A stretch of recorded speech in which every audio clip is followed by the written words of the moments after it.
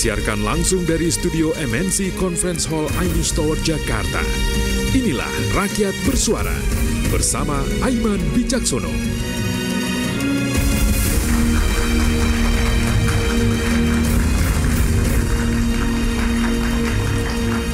Citra penegakan hukum kembali tercoreng. Ada skandal suap di kasus pembunuhan. Sebelumnya kita mendengar ada kasus suap ex-pejabat Mahkamah Agung Zarov Rikar yang di dalamnya ada kasus pembunuhan dengan terdakwa Ronald Tanur. 1 triliun rupiah, saya ulangi, 1 triliun rupiah ditemukan di rumahnya. Dan kini skandal suap juga terdengar, dirasakan, tercium aromanya di AKBP Bintoro, Kasat Reskrim Polres Jakarta Selatan, juga pada kasus pembunuhan dengan tersangka anak bos Prodia. Apa yang terjadi sesungguhnya? Bagaimana kok bisa berulang? Saya Aiman Wicaksono. Inilah Rakyat Bersuara.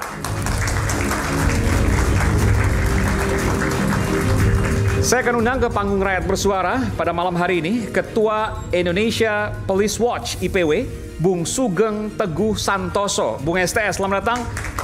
Bung Sugeng.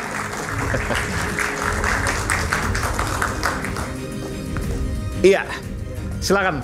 Nanti saya akan tanyakan pada Anda, karena pertama kali kasus ini sebenarnya muncul. Ini agak unik. Bukan berdasarkan laporan dan sebagainya, tapi berdasarkan pengadilan dan kemudian disuarakan oleh Bung Sugeng. Nanti saya akan tanyakan. Kemudian yang kedua adalah Ketua Harian Komisi Kepolisian Nasional, Kompolnas, Inspektur Jenderal Polisi Purnawirawan Arief Wicaksono. Jenderal yang banyak sekali berkiprah dan bersekolah juga di luar negeri. Jenderal internasional. Silakan, Jenderal. Iya, sebelah kanan. Kemudian Direktur Eksekutif Lemkapi, Bung Edi Hasibuan. Ini kawan lama saya. Bung Edi, apa kabar Bung Edi? Terima kasih juga. Sama-sama mantan wartawan dulu. Oh, saya wartawan. Dulu mantan wartawan dulu, Bang Edi ya. Kemudian ada psikolog forensik, Bung Reza Indragiri. Ini analis kita. Selamat. Dan nanti kita akan undang juga Bung Tony RM yang turut hadir juga beserta dengan keluarga korban, ya. Dan juga saya panggilkan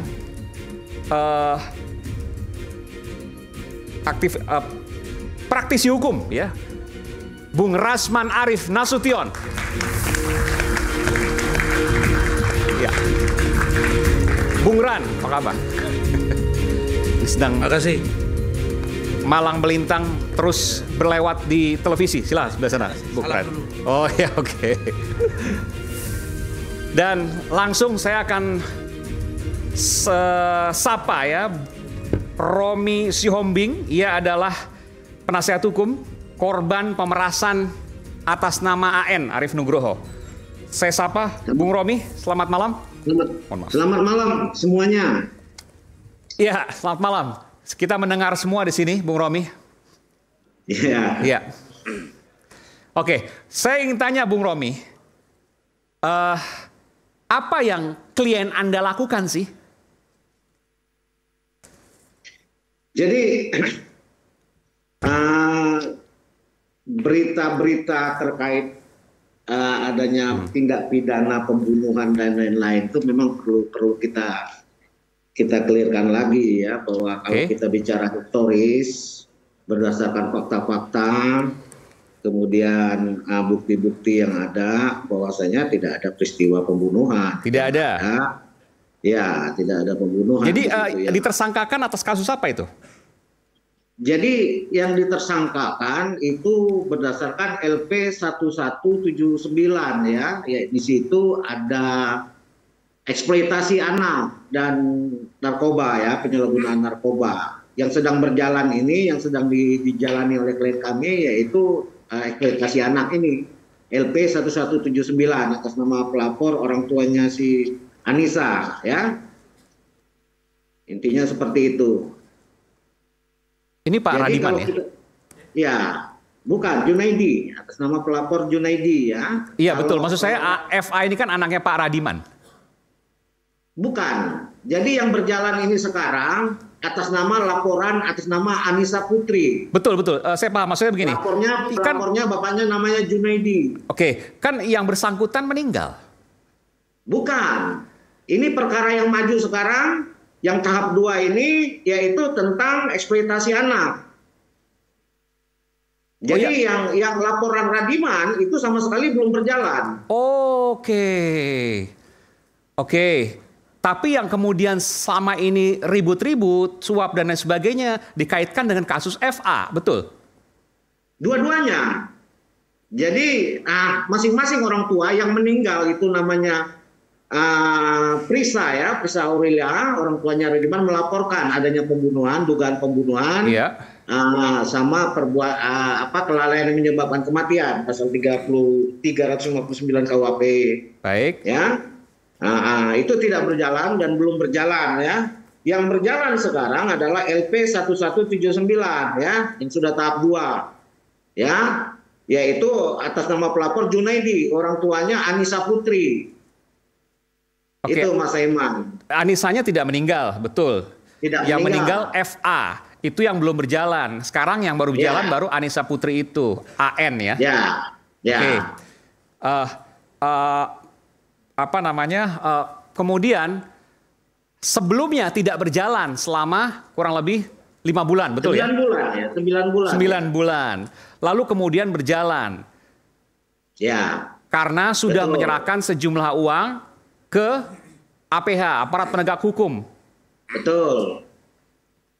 Lalu kemudian tetap berjalan, itu yang kemudian digugat perdata di pengadilan. Betul. Begitu ceritanya. Jadi jumlahnya berapa yang diserahkan? Menurut pengakuan dari klien kami, total semua kerugian ya, kalau kita bicara kerugian itu 17,3 miliar ya. Oke, termasuk ada mobil Lamborghini dan juga motor Harley Davidson. Ya, termasuk satu unit mobil Lamborghini Aventador, kemudian satu motor BMW ya, H4, kemudian satu ini Harley Davidson. Oke. Dan itu kemudian berjalan. Artinya klien Anda akan kena lagi nanti karena ada satu kasus lagi yang belum jalan ini. Betul? Ya, kita lihat pembuktiannya bagaimana. Seperti saya katakan, kenapa kami kemarin mengambil sikap untuk melakukan preskon, karena semakin liar informasi, kami tegaskan di sana bahwa tidak terjadi pembunuhan. Yang ada, kalau perlu kita bahas di sini, bahwa klien kami ini mendapat telepon dari si Anissa ini, ya, mempertanyakan kita gunakan inisial saja, karena saya khawatir dia di bawah umur, betul ya? Ya. Oke, kita gunakan inisial AP saja. Ya, kita inisialkan AP ya, Anissa Putri ini AP ya. AP ini berkomunikasi dengan klien kami, menanyakan posisi, karena memang klien kami ini sudah langganan tetap dia. Intinya menanyakan posisi, kemudian mereka berjanji bertemu di Hotel Lee Mansion ya pada tanggal 22 April tersebut. Kemudian tiba-tiba AP ini datang bawa FA yang tidak dikenal. Ya. Setelah sampai di hotel, kemudian AP ini kebiasaannya meminta kepada klien kami untuk disiapin narkoba jenis sabu ya. Nah, sewaktu mereka datang itu ternyata mereka sudah sakau dulu, sudah menggunakan dulu di luar. AP dengan korban almarhumah FA, maksudnya itu? Ya. Oke. Ya, sudah menggunakan dulu. Nah, kemudian setelah bertemu dengan klien kami, mereka mengkonsumsi juga narkoba sabu. Setelah mengkonsumsi sabu itu, mulailah ini mereka seperti transaksi sebelum-sebelumnya mereka melakukan hubungan badan nih antara klien kami dengan si AP ini. Nah, sementara FA dan tersangka BH ya, tersangka BH ini mereka hanya ngobrol-ngobrol berdua karena tidak kenal dengan si FA ini. Tiba-tiba si FA ini kejang-kejang. FA ini kejang-kejang karena overdosis, ya giginya gemelutukan apa semua, matanya melotot karena ketakutan. oleh si Bayu ini, dibawalah langsung dikirim ke rumah sakit. Sampai di rumah sakit ditinggalkan oleh saudara Bayu. Begitu kejadiannya. Oke, itu versi dari klien Anda. Sebelum saya tanya selanjutnya, saya tanya dulu, klien Anda ini anak angkat atau anak kandung dari bos Prodia? Ya, sebenarnya kalau terkait sana kami nggak bisa sampaikan detailnya. Tapi ada hubungan ya? Ya, ada hubungan lah. Oke, baik. Saya tanyakan, kebetulan di sini ada keluarga dari korban yang meninggal, yakni FA, Pak. Mohon maaf Pak, siapa? Radiman. Pak Radiman dan Ibu Nur kalau tidak salah. Iya, Ibu Nureti. Nureti, oke. Tadi disebutkan bahwa mabuk narkoba. Apakah, saya mohon maaf saya harus tanyakan Pak, tentu Bapak masih berduka atas kepergian putri Bapak, betul ya? Ya betul. Apakah betul ia pengkonsumsi narkoba? Apakah ada tanda-tanda seperti itu misalnya? Tidak Pak. Anda membantah apa ke Bung Romi? Ya, saya nggak tahu apa dia pernah pakai atau tidak, saya nggak tahu Pak. Ini masih sekolah atau? Udah nggak sekolah. Sudah kerja? Kerja? Enggak sih, lagi nyari-nyari kerjaan Pak. Lulus apa terakhir? SMP. Lulus SMP. Iya. Sering di rumah atau sering menghilang misalnya dari rumah gitu? Kadang ada di rumah, kadang katanya mau main ke rumah teman. Begitu sih Pak. Tinggal di daerah? Kan Epa ini kan udah menikah ya Pak. Deka Sirih. Ini yang temannya ya? Maksudnya FA-nya. Oh, FA sudah menikah siri. Udah menikah siri. Jadi selama nikah itu dia udah nggak tinggal sama kami. Tinggal sama suaminya? Sama suaminya. Tapi Bapak tahu nikah siri itu? Ya saya yang nikahin. Oke, berarti memang ya nikah resmi tapi tidak tercatat di catatan sipil. Iya, ya? begitu Pak. Oke. Lalu kemudian? Ya pas kemudian ya dia tinggal di sana. Itu. Bapak nggak pernah kontrol lagi dan lain sebagainya? Paling kita ada komunikasi melewat HP Pak. Tinggal di sana tuh daerah mana Pak? Mangga Besar Pak. Oke, terus? Paling suka ini sama ibunya. Nanya kabar, apalagi kan FA kan udah punya anak ya. Kita yang ngerawatnya, terus katanya gimana kabar Dede, paling gitu nanyain kabar. Bapak tinggal di mana? Saya tinggal di Angke Pak, Jakarta Barat. Oke, nggak seberapa jauh lah mungkin itu ya. Iya. Oke, tapi Bapak tahu nggak kalau anak Bapak tadi disebutkan misalnya sering mabuk narkoba dan lain sebagainya? Oh nggak tahu Pak, nggak tahu. Nggak tahu apa tidak yakin bahwa nggak akan seperti itu atau seperti apa? Ya. Atau malah, mungkin saja? Ya. Malah saya pikiran nggak yakin anak saya berbuat seperti itu gitu malah. Itu di Mangga Besar tinggal di mana? Kerja apa Pak? Dia lagi nyari-nyari Pak. Maksudnya masih nyari-nyari kerjaan gitu. Suaminya memang orang sana asli? Orang sana asli, orang Mangga Besar. Oke. Iya. Dan suaminya pada waktu kejadian di mana itu?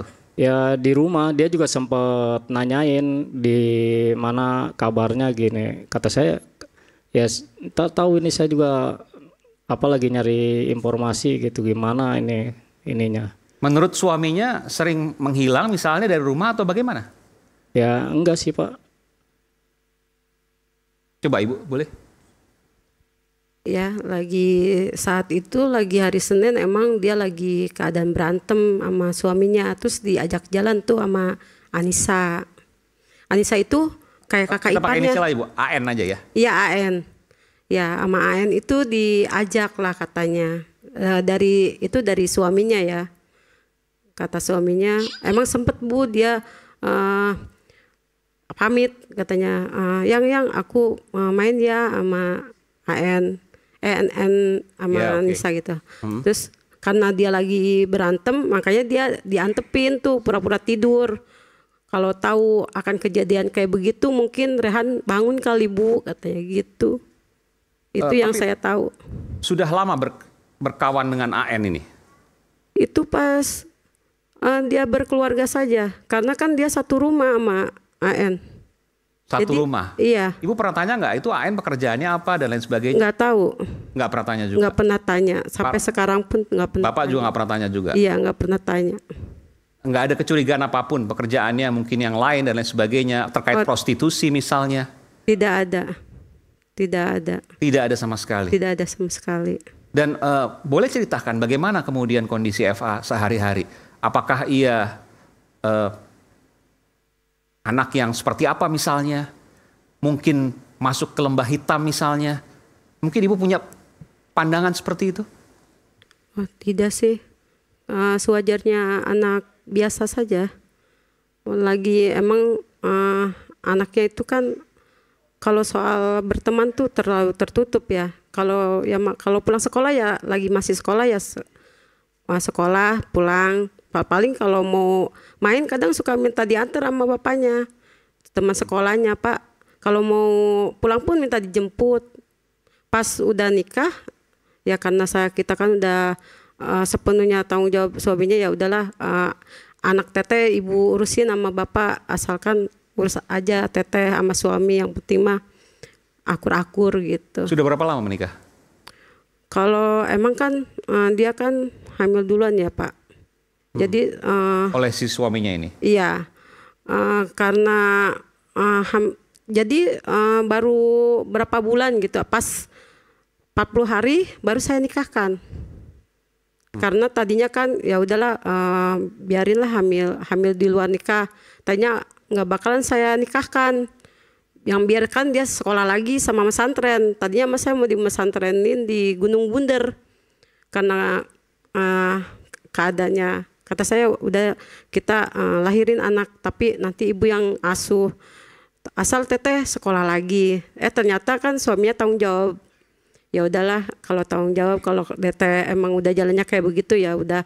Tapi nanti kalau udah 40 harian baru saya nikahkan. Akhirnya pas 40 harian si anak saya baru nikahkan. Jadi sekarang anaknya sama saya. Oh, sama ibu-ibu yang merawat? Iya.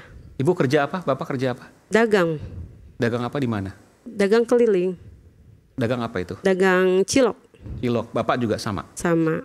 Bareng atau pisah? Bareng. Pisah. Kalau maksudnya bareng-bareng, cuman wilayahnya beda-beda. Areanya beda-beda. Dan asli memang dari lahir di Angke, Jakarta Barat? Iya, kalau Bapak. Kalau saya dari Jasinga. Saya ke Bung Romi. Bung Romi, jadi sejauh ini hanya satu kasus yang masih ada. Kasus kedua Anda meyakini bahwa klien Anda tidak terlibat dalam penghilangan nyawa ataupun kehilangan nyawa dari FA ini? Ya, kalau sebagai kuasa hukum kami punya keyakinan bahwa unsur pembunuhan itu tidak ada. Kalau kita bicara pasal 359 KUHP ya mungkin ya kelalaian menyebabkan kematian ya. Saya tanya ke Pak Radiman, waktu polisi menyampaikan bahwa anak Anda itu meninggal, apa yang Anda sampaikan? Apa yang polisi sampaikan waktu itu? Sempat disampaikan pasti kan? Iya, sempat sih waktu itu Pak. Oleh mana? Polsek atau Polres atau Polres. Polda misalnya? Polres Pak. Polres mana? Polres Jakarta Selatan. Oke. Iya, cuman emang pas kita posisi baru datang, kita juga shock, pikirannya gimana, sempat ngedenger anak Bapak kayak dicekokin gitu. Cuman itu doang yang narkoba. Iya, yang itu doang yang sempat saya dengar gitu, Pak. Terus Bapak langsung ke rumah sakit waktu itu? Enggak. Malah saya di situ masih di Polres Jakarta Selatan, masih dipintai keterangan. Oke. Baik, kita akan kembali saat lagi pemirsa, tetaplah bersama kami di Rakyat Bersuara.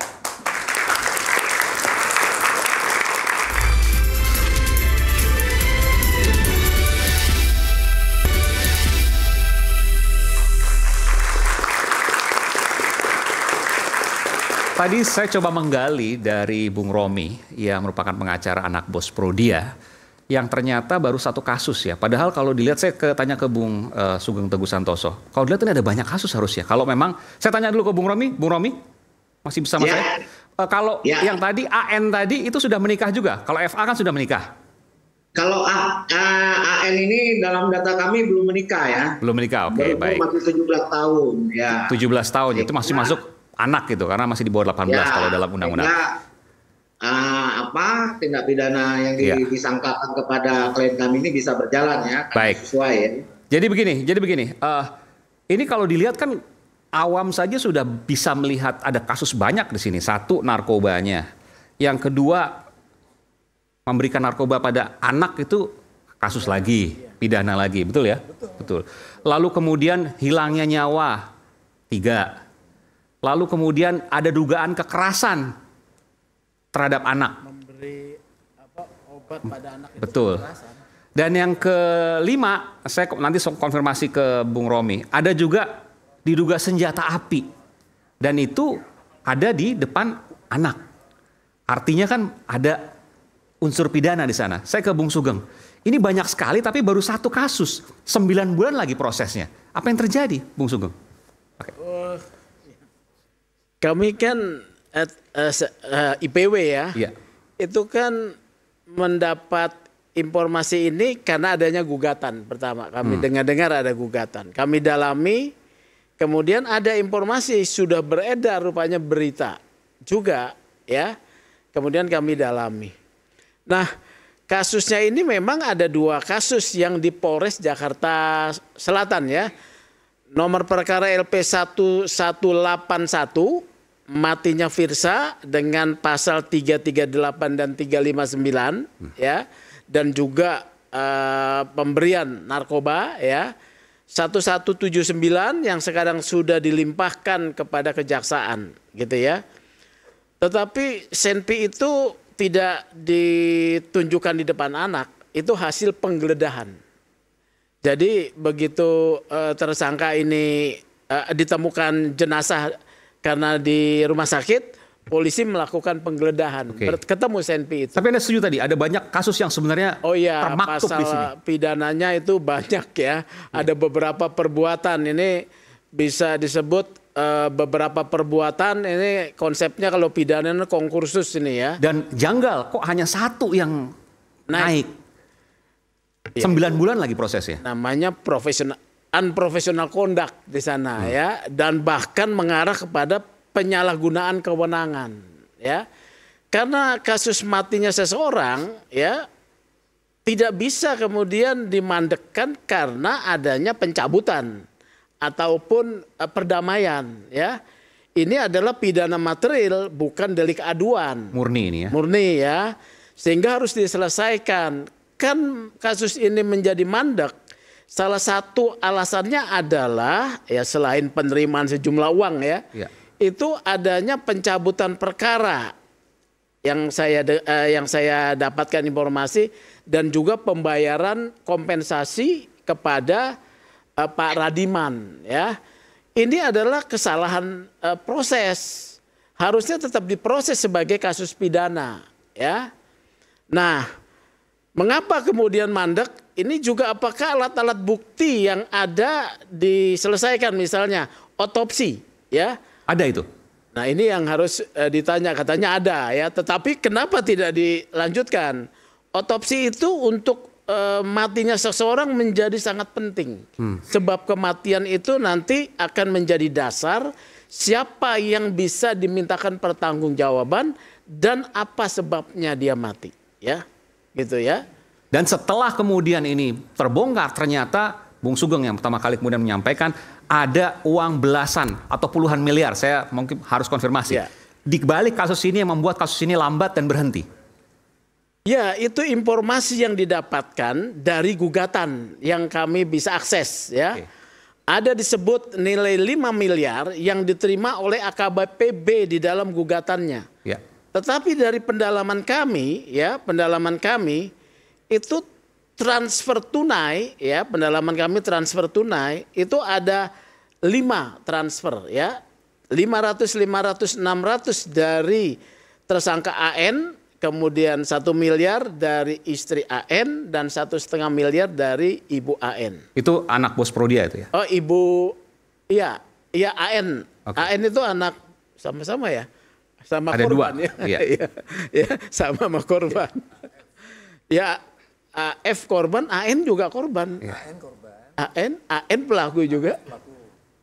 AF pelaku.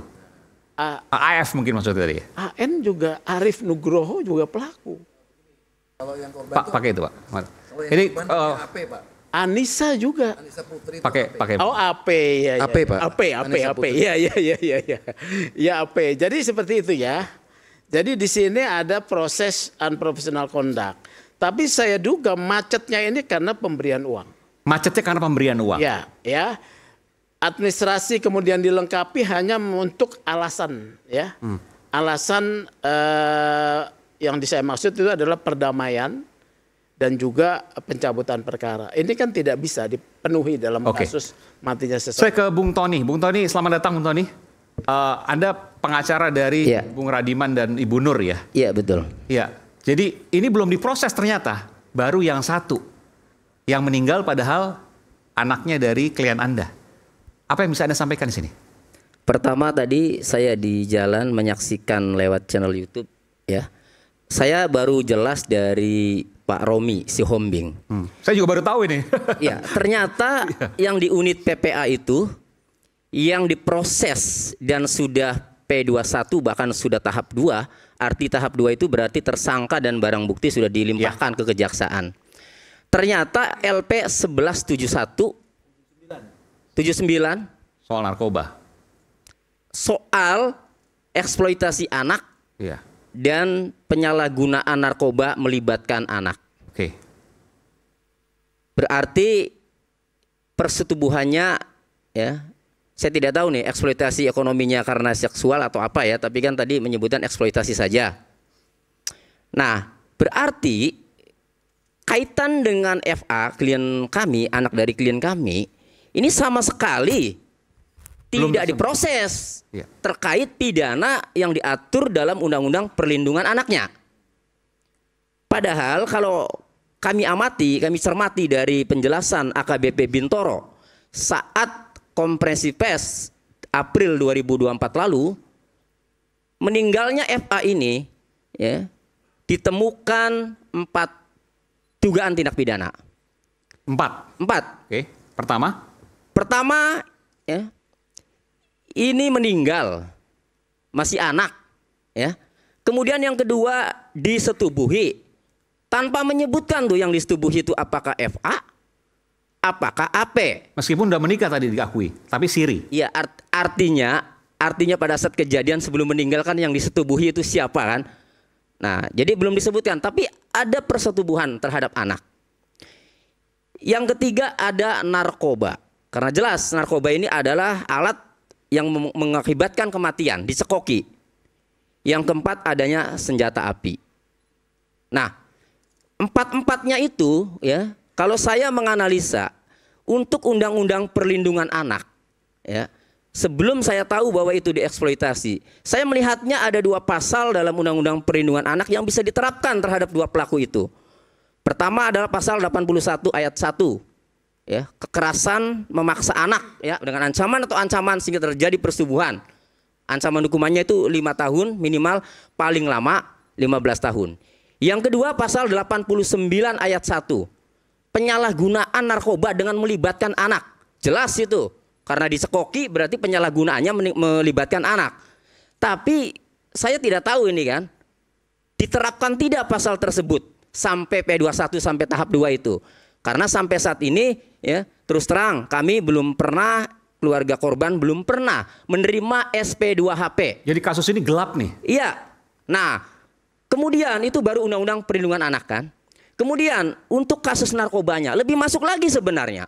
Diatur di dalam pasal 116, menyalahgunakan narkotika golongan 1 terhadap orang lain. Arti terhadap itu orang lain itu tidak menghendaki. Persis apa yang dikatakan AKBP Bintoro, dicekoki ya. Atau memberikan narkoba untuk digunakan orang lain. Nah, ini dikehendaki, tapi tetap barangnya dari orang tersebut. Mengakibatkan orang lain itu mati atau cacat permanen, maka dipidana penjara pidana mati atau penjara seumur hidup. Tetapi sampai hari ini pasal itu tidak diterapkan. Kami belum pernah mendengar. Karena mengakibatkan mati jelas FA mati. Kalau mengakibatkan cacat permanen jelas AP itu cacat, Pak. Ini bibirnya ini bolong, Pak. Saking kencangnya ya, itu overdosis, itu gigit bibir bawah itu bolong. Ada sebesar ini jari dan udah ditambal. Artinya sampai sekarang juga cacat kan. Tapi tidak pernah tuh diterapkan. Itu pasal yang berat. Kemudian senjata api ya, katanya ditangani Polda Metro. Sampai sekarang juga tidak ada kabarnya. Nah, malah klien kami, laporan klien kami 1181 ya, malah dibuat pasal 338 pembunuhan dan atau 359. Jadi kalau saya melihat mengutip atau menanggapi dari Pak Sugeng, ini sepertinya mandek karena ada perdamaian. Analisa saya bukan. Ini menurut saya dikondisikan sebelum adanya perdamaian dengan bukti menerapkan pasal 338 dan atau 359. Akan saya jabarkan. 338 dan 359 ini ancaman pidana yang tidak ada minimalnya, Pak. Beda dengan Undang-Undang Perlindungan Anak, Undang-Undang Narkotika minimal 5 tahun, paling singkat 5 tahun, paling lama 15 tahun. Nah, ini 338 dan atau 359, 338 paling lama 15 tahun, 359 paling lama 5 tahun. Itu soal apa itu? Itu kelalaian yang mengakibatkan matinya orang. Nah, lalu melihat fakta matinya korban FA dicekoki narkoba, apakah dia tahu Arif Nugroho ini kalau mencekoki itu bakal mati? Apakah dia tahu? Apakah dia niat? Apakah dia sengaja? Saya bukan dalam hal ini, saya harus objektif. Belum tentu juga dia niatnya membunuh. Sementara pasal 338 harus ada niat dengan sengaja merampas nyawa. Niat itu begini, kita ketahui ini kalau saya bacok lehernya putus, ini mati nih. Jelas niat. Tapi kalau dicekoki narkoba, belum tentu juga niatnya membunuh, tapi berakibat meninggal. Jadi pengondisian pasal ini menurut saya apabila nanti di pengadilan tidak terbukti pasal 338-nya, maka dikenakan dakwaan alternatif yaitu pasal kelalaian yang mengakibatkan matinya orang 359. Ancaman hukumannya paling lama 5 tahun. Ya, 2 tahun bisa, 1 tahun ini bisa. Loh, ini sebentar ya. Jadi memang perdamaian, pembayaran kompensasi dan pencabutan perkara itu adalah instrumen untuk melakukan memandekkan perkara. Itu adalah modus. Dan dugaan itu karena uang. Ditambah itu, tetapi dugaannya karena uang. Ya, ditambah itu. Soal penerapan pasal kan 359 juga naik ke pengadilan ya. Ya kan? Kalau memang diteruskan. Tapi instrumen yang memang biasa digunakan oleh oknum penyidik itu bagaimana mematahkan laporan tersebut gitu ya. Padahal ini tidak boleh. Intinya supaya hukumannya ringan lah. Enggak, dimandekkan. Oh, dimandekkan. Supaya mandek karena ada pencabutan, ada pembayaran kompensasi. Ini adalah alat kerja untuk melakukan penyalahgunaan kewenangan. Efeknya kan kasusnya tetap jalan P21, kan nggak mandek. Enggak, itu untuk yang 1179 yang dibicarakan oleh Mas Tony itu dengan LP korban FA 1181 1181 supaya mandek, supaya nggak bisa diproses. Benar, terhadap 1179 juga begitu. Makanya di Agustus ketika Kapolres melihat ini tidak jalan, dia perintahkan untuk dilanjutkan. AKBP B kemudian dipindahkan ke Polda gitu loh. Maka oleh AKBP G dilanjutkan prosesnya. Jadi harus ingat ya, penyalahgunaan kewenangan oleh penyidik tuh banyak modelnya. Nah, ini gimana kok bisa dengan direkayasa sedemikian rupa sehingga bisa mandek? Logika gimana? Logikanya gini. Sederhananya gimana? Kan ada laporan. Ya. Laporan ini adalah instrumen awal untuk melakukan satu proses pidana. Oke. Laporan ini kemudian dilumpuhkan dengan cara dicabut. Oke. Gitu ya. Kemudian supaya ada alasan pencabutan, instrumen pembayaran ganti kompensasi dilakukan kepada korban. Kepada Pak Radiman. Dan sudah diberikan uangnya? Sudah 300 juta. 300 juta ya? Ya, sudah.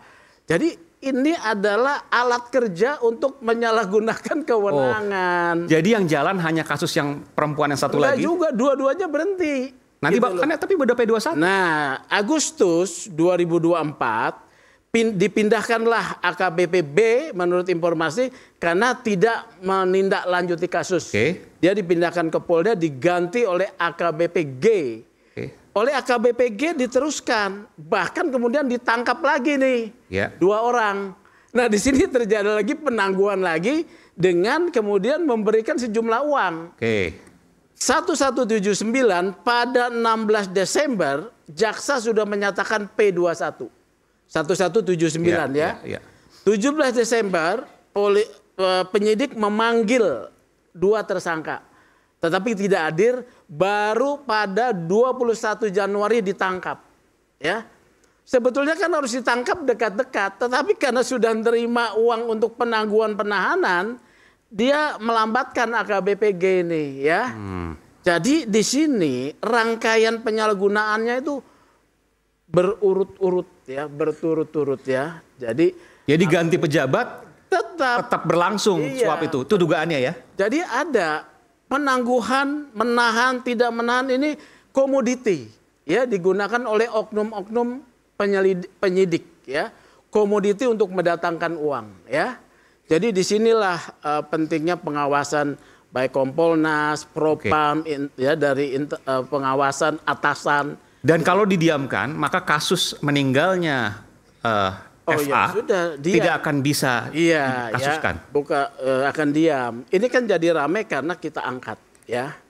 Jadi kehilangan nyawa dari anak Pak Radiman dan Ibu Nur, kliennya Pak Tony, nggak akan naik kasusnya kalau ini didiamkan. Ya, makanya kalau saya setelah ternyata tersangka ini anak angkatnya bos Prodia, saya jadi berpikiran seperti tadi. Jangan-jangan penentuan pasal 338 ya, ini ditentukan sejak awal karena ini orang kaya kan. Nah, sehingga saya sih nih tadi baru saja saya dari Polres Jakarta Selatan ya untuk diperiksa sebagai saksi pelapor untuk BAP lanjutan. Karena sudah dikirimkan ke jaksa, dikembalikan lagi ada petunjuk. Dan tadi ketika lihat meninggalnya karena dicekoki narkoba, apakah masuk nih unsur pembunuhannya? Jadi kesimpulan saya ya, ini mandeknya bukan hanya setelah ada perdamaian, niatnya ketika menentukan pasal yang jelas-jelas ya berpendapat saya belum tentu masuk unsur pasal 338 diterapkan. Ini kan menurut saya suatu cara kan. Ya, nah ditambah lagi adanya perdamaian. Sehingga jadi ada alasan lah. Intinya semua direkayasa karena uang. Dikondisikan. Ya direkayasa sama aja kan. Karena uang itu dugaannya kan. Itu dugaannya. Nah, oleh karenanya pasal 116 ini Undang-Undang Narkotika ya, kami minta agar Kapolri atau Kapolda ya atau Kapolres agar mengumumkan prosesnya sejauh mana ya. Undang-undang narkotikanya, penegakan hukumnya dan senjata apinya, Undang-Undang Darurat nomor masih menggantung tahun 1951. Isu hangat kadang bikin penat, apalagi kalau kita tidak bisa mencerna dengan cermat. Jangan lupa cangkir kopi hangat yang nikmat untuk menemani kebersamaan dalam program Rakyat Bersuara. Kami akan kembali bersama Rakyat Bersuara.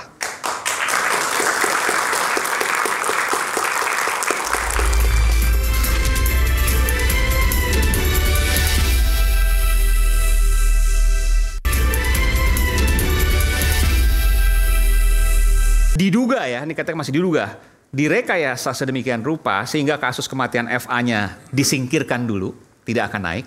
Tapi kasus narkoba, di mana ada satu perempuan yang kemudian tidak meninggal tadi, itu kemudian diproses, lalu kemudian nanti hasilnya setidaknya hukumannya bisa ringan atau bahkan bebas sama sekali. Betul ya?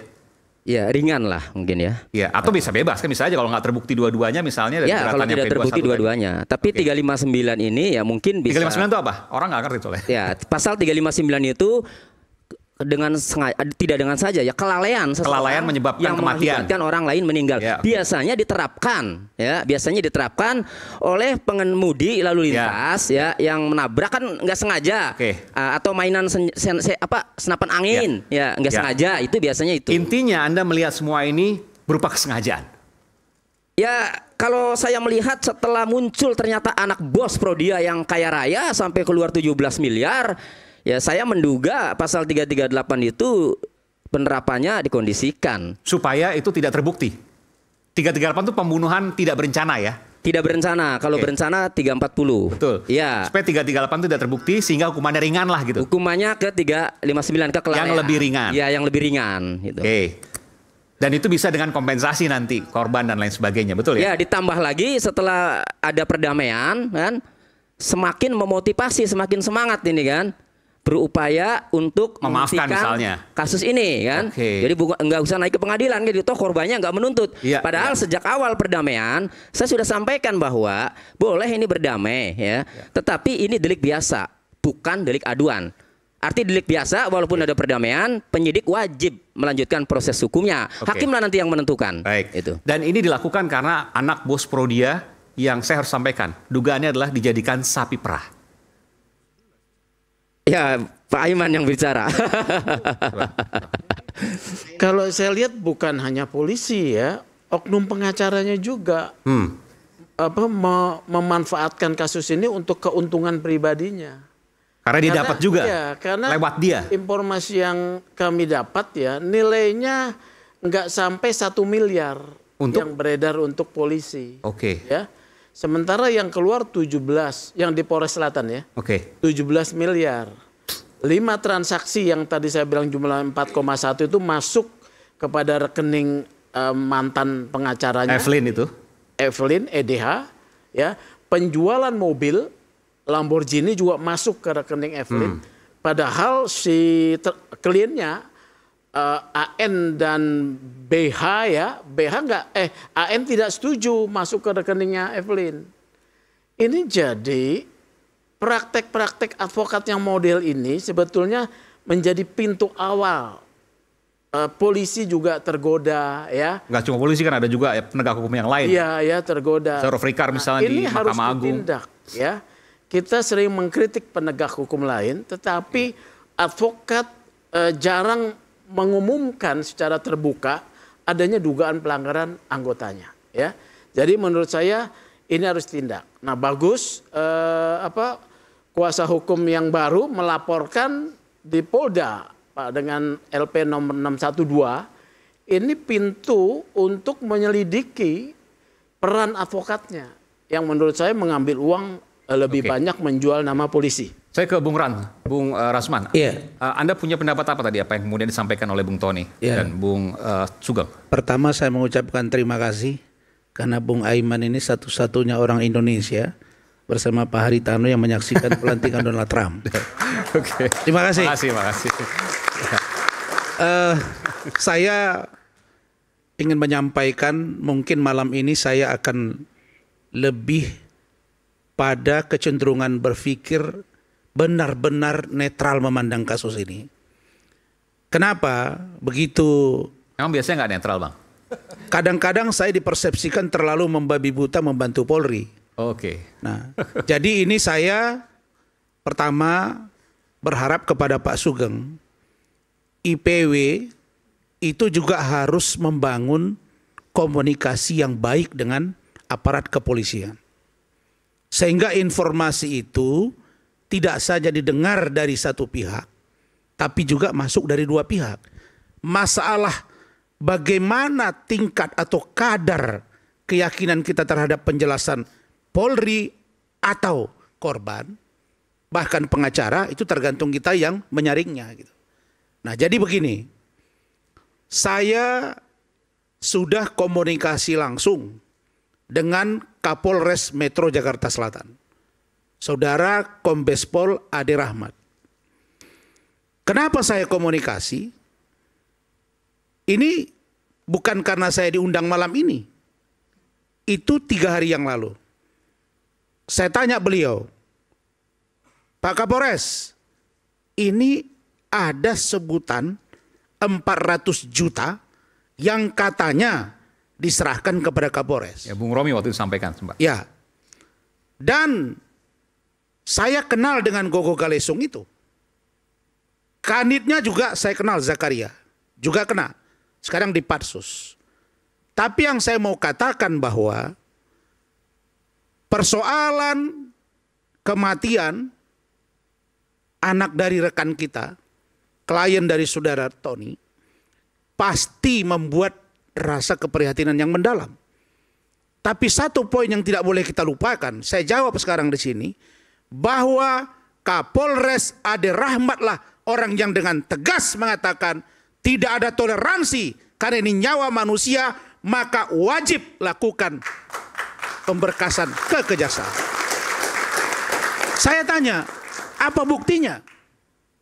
Dia bilang, Bang, sayalah orang yang mengusulkan agar AKBP Bintoro dipindahkan dan atau dicopot. Dan itu dilakukan oleh pimpinan. Kasus itu kenapa dia minta diganti? Karena memang ada tawaran itu datang kepada saya. 400 juta itu. Dan saya menolak. Lalu kemudian berganti dengan AKBP Gogo Galesung. Di situ juga prosesnya sama. Juga dilakukan proses yang dilakukan upaya transaksional.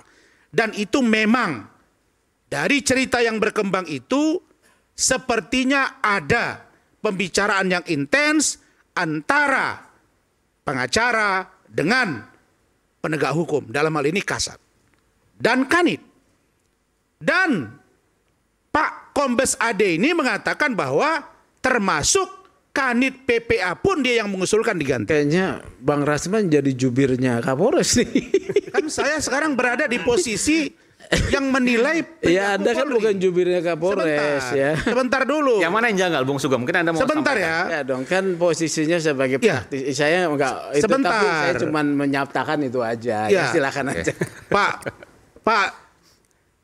Pak Sugeng ini adalah saksi ahli advokat yang diminta oleh Bareskrim Mabes Polri yang mengatakan bahwa saya melanggar sebagai seorang lawyer sehingga bersidang di pengadilan. Bapak harus tanggung jawab kata-kata itu. Bapak akan debat dengan saya di pengadilan.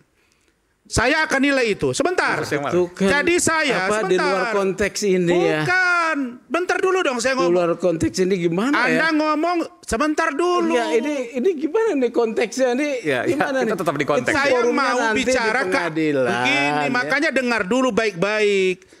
Anda tadi mengkritisi Polri. Oke? Nah, sekarang saya berada di pihak di mana Polri menurut saya melakukan dua hal. Satu, masih ada petinggi Polri yang ingin kasus ini lanjut dan terbukti lanjut. Anda baca nggak rilisnya IPW terkait Kapolres? Saya ngomong dulu dong, Bung Aiman. Ya. Beliau ngomong dari tadi saya diam terus. Anda kan ada apa? Kalau saya ngomong Anda batasi. Anda baca nggak rilis saya bahwa juga pernyataan saya tadi begini aja, bahwa Pak Kapolres itu yang meminta kasus ini ditindaklanjuti ya, memindahkan itu kan saya udah sampaikan ya. Kalau Anda sampaikan, saya sampaikan yang lebih tegas. Sekarang saya tanya, Anda bicara nggak dengan Kapolres? Kalau saran Anda saya komunikasi dengar dulu. Saya tidak perlu bicara ya. Dulu. Saya bisa dapat informasi dari Kapolres langsung. Anda bukan juru bicara Kapolres. Yang bilang juru bicara siapa? Substansi yang Anda sampaikan. Sekarang saya tanya, Anda juru bicara siapa? Loh, saya juru bicara dari IPW. Ya, saya juru bicara dari seorang advokat yang peduli pada penegakan hukum. Dan saya tidak ingin Polri diruntuhkan secara konstitusional. Kalau pribadi yang salah, hukum yang bersalah. Itu dia. Gimana sih Anda ini? Saya ini tidak sedang meruntuhkan Polri. Saya akan buka hari ini di sini bagaimana juga Polri berlaku tidak adil bahkan terhadap saya. Makanya dengerin dulu dong kata-kata saya. Saya katakan bahwa Kapolres Metro Jakarta Selatan ingin kasus ini dilanjutkan dan dia bahkan mengusir keluar kalian dari sini karena kasus ini masalah kematian, tidak ada tawar-menawar dengan nyawa manusia. Dan lanjut. Nah, perkara pasal yang disebut tadi, inilah Pak yang mau saya sampaikan. Ada fenomena baru sekarang di Republik ini, Pak Kompolnas. Saya tadi bicara dengan beliau, ini masih baru. Saya sampaikan, Kompolnas yang lama kayaknya nggak greget, yang sekarang ini greget. Nah, sekarang saya sampaikan. Ada sekarang fenomena baru bahwa mengatur kasus bukan dari atas, tapi dari bawah, Pak. Saya banyak menemukan kasus justru pimpinan itu disajikan dari bawah dan pimpinan terjebak bahkan nurut dengan anak buahnya. Kalau dulu ceritanya dari atas, Bang Reza, sekarang dari bawah, dan itu saya sendiri merasakannya. Nah, karena itu saya katakan di sini, Polri harus melakukan pembenahan secara institusional dari pejabat tertinggi sampai dengan Kapolsek, Pak. Dan ini saya sampaikan kepada Irwasum. Bapak Komjen Pol Dedi Prasetyo, Pak. Beliau berespon, surat. Nah sekarang begini, saya hanya keberatan satu hal. Kalau kita melihat masih ada perilaku oknum yang tidak baik, hukum perilaku itu. Kalau ada tindakan AKBP B, C, D, hukum mereka. Tapi jangan rusak secara institusi, karena negara ini juga akan sengkarut tanpa adanya kepolisian. Saya kira itu dari saya. Oke, baik. Bung Tony ada komentar sini? Bung Tony, ada komentar soal ini? Cukup? Ada, silakan. Tidak ada. Oh, tidak ada. Oke, Bung Edi dulu. Bung Edi. Ya. Ada yang mau sampaikan, Bung Edi? Ya, pertama tentu saja ini kita prihatin ya. Tapi Anda setuju dengan apa yang disampaikan tadi? Bahwa ada dugaan rekayasa, saya nggak tahu mulai dari mana, tapi dari kasus ini untuk hukuman ringan dan bahkan bebas. Dan yang korban yang meninggal tidak akan pernah kemudian mendapatkan keadilan. Ya, pertama adalah kalau kita lihat, saya melihat memang betul kata Bang Rasman. Jadi kasus ini sebetulnya, ini antara pengacara dan oknum itu bermain di bawah, mengatur mereka ini. Kalau terjadi demikian, yang terjadi adalah harus ada pengawasan yang kuat dari seorang Kapolres.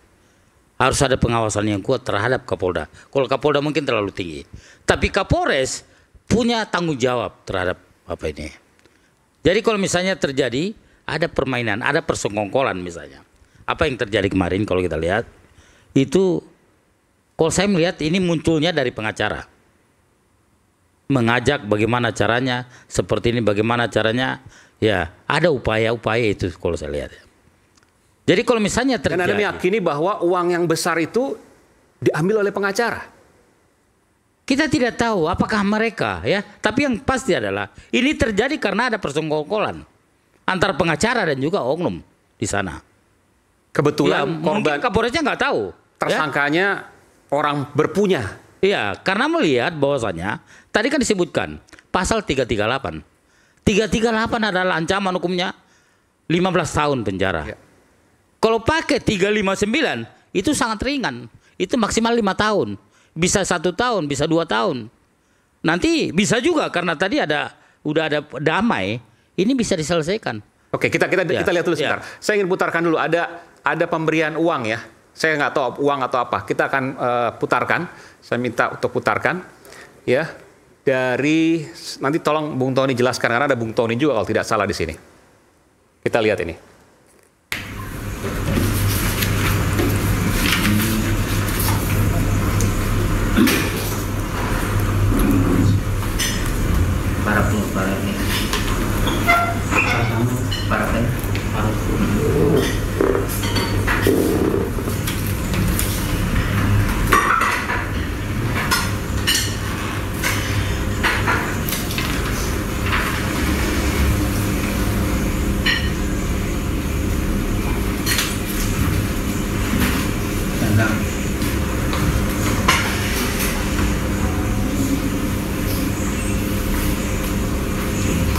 Ini ada Evelyn. Oke. Satunya dari sini ya. Nama. Iya. Tanda tangannya sini.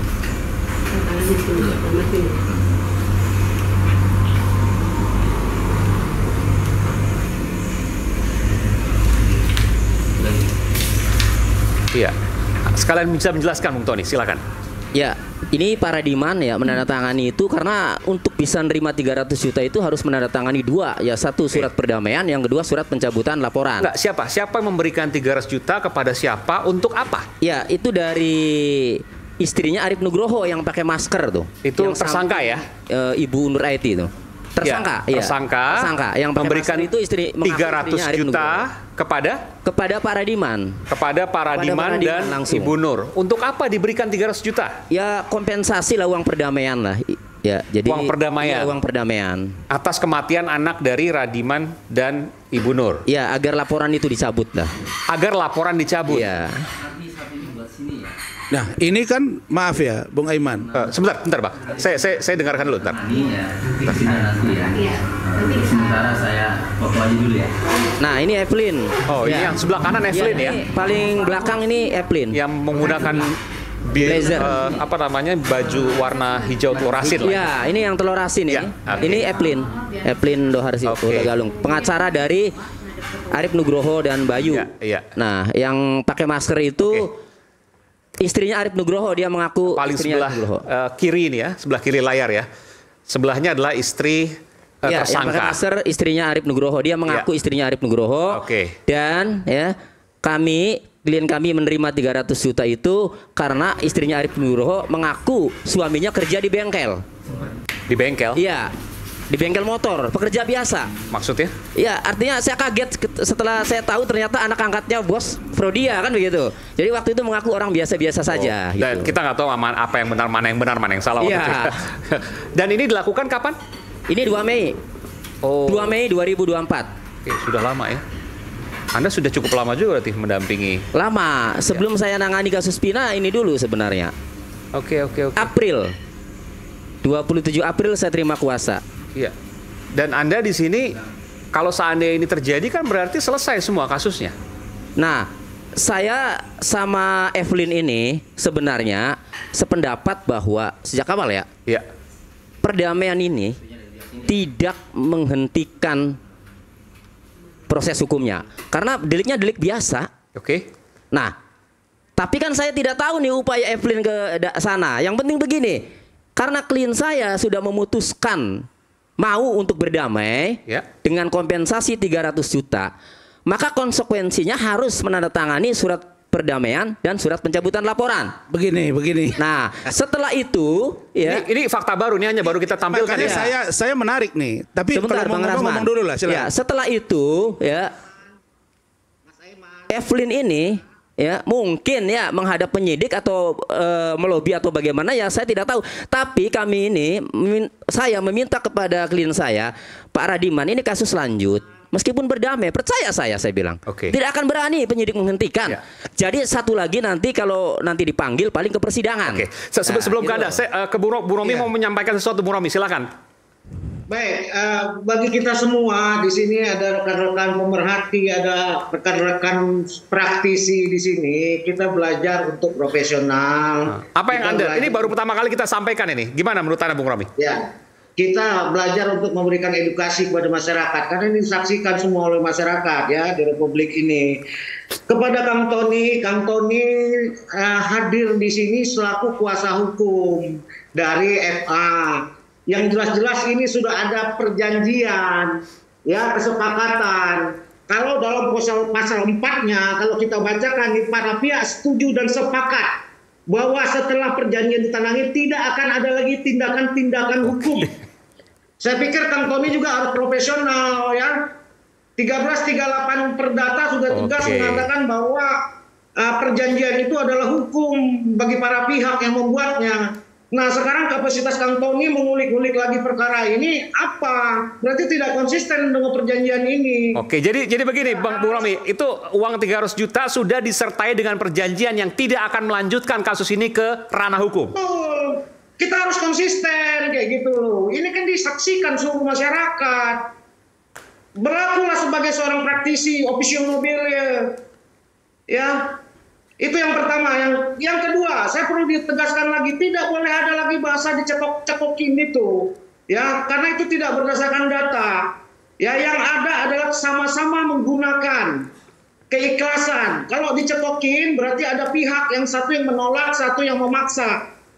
Sementara ini adalah kesepakatan bersama untuk menggunakan, mengkonsumsi ya. Ketiga, perlu saya sampaikan, kalaupun memang perkara ini berjalan, kita tidak boleh bersaudon kepada polisi. Kita harus positive thinking juga. Kenapa kita harus positive thinking? Ya, proses sangkaan pembunuhan ini harus dibuktikan memenuhi unsur apa tidak. Itu melalui proses lidik dan sidik. Intinya perlu waktu yang panjang, yang sampai sekarang mungkin, ya, saya positive thinking nih ke polisi, mungkin perlu pembuktian bukti, alat-alat bukti yang cukup untuk memajukan perkara ini. Sementara perkara tentang eksploitasi anak, itu sudah berjalan, sudah lengkap, sudah terpenuhi unsur-unsur dan alat bukti yang dimiliki, sudah cukup untuk P21. Itu kita harus konsisten. ya, perlu saya jelaskan juga, yang disangkakan itu pasal 76I, ya, Junto 88 dan atau 76J ayat 1 Junto 89. Jangan anggap remeh pasal ini. Pasal ini, ya, 76J ayat itu seumur hidup ancaman hukumannya. Ya, pasal 76 itu 10 tahun. Ya, jadi saya pikir tidak ada yang dilewatkan. Ini semua berjalan. Baik, Bu Romi. Jadi ini terungkap semua ini. Ya, ini terungkap semua. Artinya pemberian 300 juta itu untuk perdamaian, tidak mengusik-ngusik lagi di ranah hukum. Betul ya? Saya udah nggak sabaran nih. Oke. Ya, sebentar Bung Tony, saya dulu. Pak, ya, ini ditonton publik. Iya. Ya.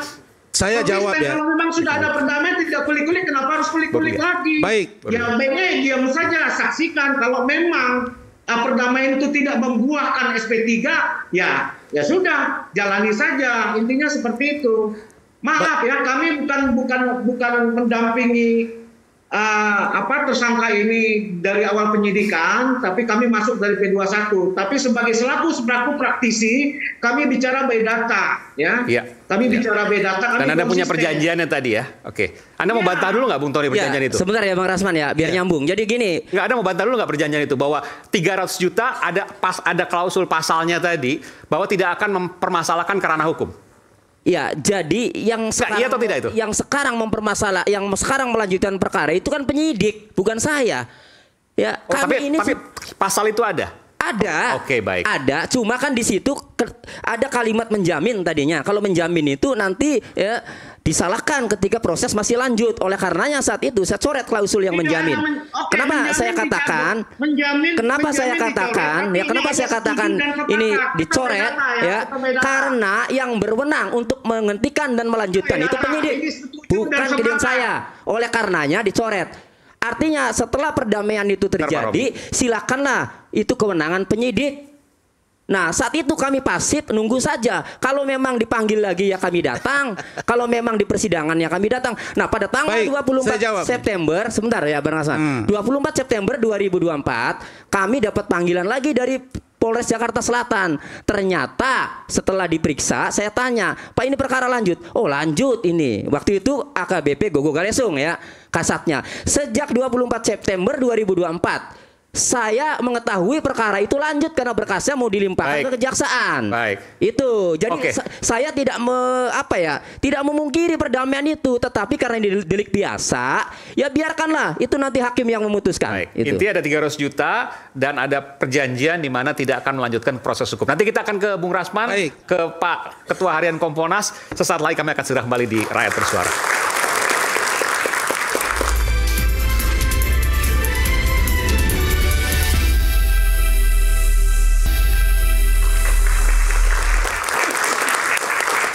Jadi sekalian minta putarkan lagi tadi videonya. Ada video perdamaian antara Evelyn, Bung Tony yang mewakili Pak Radiman dan Ibu Nur, ayah dan ibu korban FA yang meninggal, yang kemudian diberikan uang 300 juta rupiah dari pihak tersangka anak bos Prodia kepada ibu Pak Radiman dan Ibu Nur ya. Sampai sekarang masih disimpan uangnya ya? Masih ada ya? Oke, mungkin sudah digunakan, oke. Dan kemudian ada klausul pasal yang menyatakan bahwa tidak akan mempermasalahkan secara hukum di dalam perjanjian itu. Betul ya? Betul, Anda mengakui. Dan ini artinya kalau hanya kasus yang kemudian ada seperti ini, maka di bayangan awal ini bisa bebas tanpa ada kasus apapun. Saya ke Bung Rasman, silakan. Baik. Nah, ini tuh Bang Sugeng, abang saya. Yang abang bilang tadi, saya duga keras dialamatkan kepada Tony. Tony harus bertanggung jawab dengan kejadian ini. Tidak mungkin ibu ini paham. Yang namanya 300 juta, saya tanya ibu sekarang, mohon dijawab dan bapak. Apakah bapak rela anak bapak meninggal dunia dikasih 300 juta? Tolong dijawab, Pak. Saya tanya bapak. Apakah bapak setuju 300 juta diganti dengan nyawa anak bapak? Ya sebenarnya tidak, Pak. Ya, kalau tidak, siapa yang menyuruh bapak menerima uang 300 juta? Bapak bicara yang jujur, Pak. Supaya kita terang mencari rangkaian peristiwa ini. Ya sebenarnya sih nggak ada yang menyuruh ya. Nah terus bagaimana ceritanya bisa nongol 300 juta, Pak? Karena pertamanya kan kami tidak menerima ya Pak. Ya. Dari awal istrinya tersangka datang ke rumah Hajiah. Dan kami pun tadinya tidak mau menerima karena kita tuh takut ya. Belum pernah megang uang sebesar itu. Ya. Tiba-tiba dia ngasih. Aku bilang ini uang apa? Nah, dia datang ke rumah ibu didampingi pengacara Tony atau dia belum. langsung? Tidak. Apakah sebentar Bu? Apakah ibu sudah bicarakan dengan pengacara Tony uang itu? Oh belum, sebelumnya kita belum pakai pengacara. Tapi waktu saya terima uang itu ada pengacara Tony? Ya, saat itu dia menawarkan yang dia kan 3 kali ke rumah ya Pak. Ya. Ya Pertama tadi. itu siapa maksudnya? Keluarga dari tersangka. Terus udah gitu dia ngomong gini, Bu, kita berkeluargaan aja ya. Soalnya saya juga kan punya anak seusia cucu ibu. Anak kami butuh ayah dan kami pun orang biasa. Dan kita ngelihat juga istrinya kan seperti batin gitu. Dia tuh sampai kurus badannya kayak menahan batin. Jadi saya tuh merasa iba. Nah, sebentar Bu. Ya. Bu. Ya. Rasanya berat diterima nalar saya. Anak ibu meninggal dunia. Lalu kemudian datang orang nawarin 300 juta dengan alasan kurus anak ibu segala macam. Ibu, bentar Bu. Bu, mohon maaf. Ibu kalau bicara berbohong di sini bisa pidana, Bu. Keterangan palsu. Sebentar, saya bicara dulu. Sebentar. Bang, ancaman-ancaman lah. Bang, cerita aja. Itulah Bang. Saya kan mau bertanya, Bang. Nah, masih baik-baik oke. Kalau udah nggak baik-baik nanti saya potong. Inilah yang tidak bisa kita melihat sepotong-sepotong. Apa yang mau Anda sampaikan? Itulah hebatnya rakyat bersuara, menampilkan hal ini sehingga terbuka mata. Oke, saya lanjut. Bung Tony, Anda kan tahu, Anda ini orang yang juga main di media sosial, sangat getol, nanti biar didalami sama Bang Reza sebagai ahli forensik. Saya yakin beliau sudah berubah wajahnya tadi. Ada apa dengan Tony? Yang selama ini kita sangat simpati dengan Adinda. Tapi kejadian ini membuka tabir bahwa dengan perjanjian yang kalian lakukan, bahwa kasus ini kalian setuju untuk dihentikan dengan banter 300 juta. Coba jawab pertanyaan saya. Bukankah itu maksudnya? Makanya Anda jangan langsung ngomong ini Tony harus bertanggung jawab. Loh. Anda tahu tidak saya terima kuasa itu bagaimana awalnya? Loh, sekarang Anda tahu tidak? Sebentar. Anda tahu tidak? Saya baru tahu ini. Nah, kalau tidak tahu, jangan mengatakan saya bertanggung jawab. Kita baru Anda terima gimana sekarang sih? atau tidak? Masih bagus Dengar Anda dulu. tanya. Diterima atau tidak sekarang? Sebentar. Terima kuasa. Sebentar ya. Sekarang saya mau ngomong Sebentar. ini. Mau jawab Anda. Sebentar. Paham? Anda harus diperiksa. Periksa Saya minta Anda, saya akan laporkan Anda ke kode etik organisasi Anda. Saya akan laporkan Anda. Saya khawatir setruk Sebentar. Anda ya. Jadi setruk. iya. Mana pelan-pelan. Anda, ya. Ini nyawa manusia melayang. Ya, makanya Anda orang harus yang membela tahu. Vina Eki. Ya, makanya tapi 300 juta nih, Anda barter di depan Anda. Saya Anda dengarkan. putar pasal. Anda dengarkan, saya mau sampaikan ya. Apa Anda ini? Anda dengarkan, saya mau sampaikan bagaimana Anda jadi kuasa hukumnya Paradiman ya. Iya. Paradiman itu menghubungi saya tanggal 27 April 2024. Setelah ia menerima kedatangan beberapa kali dan menerima uang 20 juta. Meminta saya adalah untuk mendampingi dia mau memutuskan perdamaian. Pada saya waktu itu Anda kuasa hukumnya nggak di situ? Anda kuasa hukumnya nggak di situ? Oh iya, itu tanggal 2 Mei. Kalau Anda kuasa hukum di situ, Anda harus bilang dong.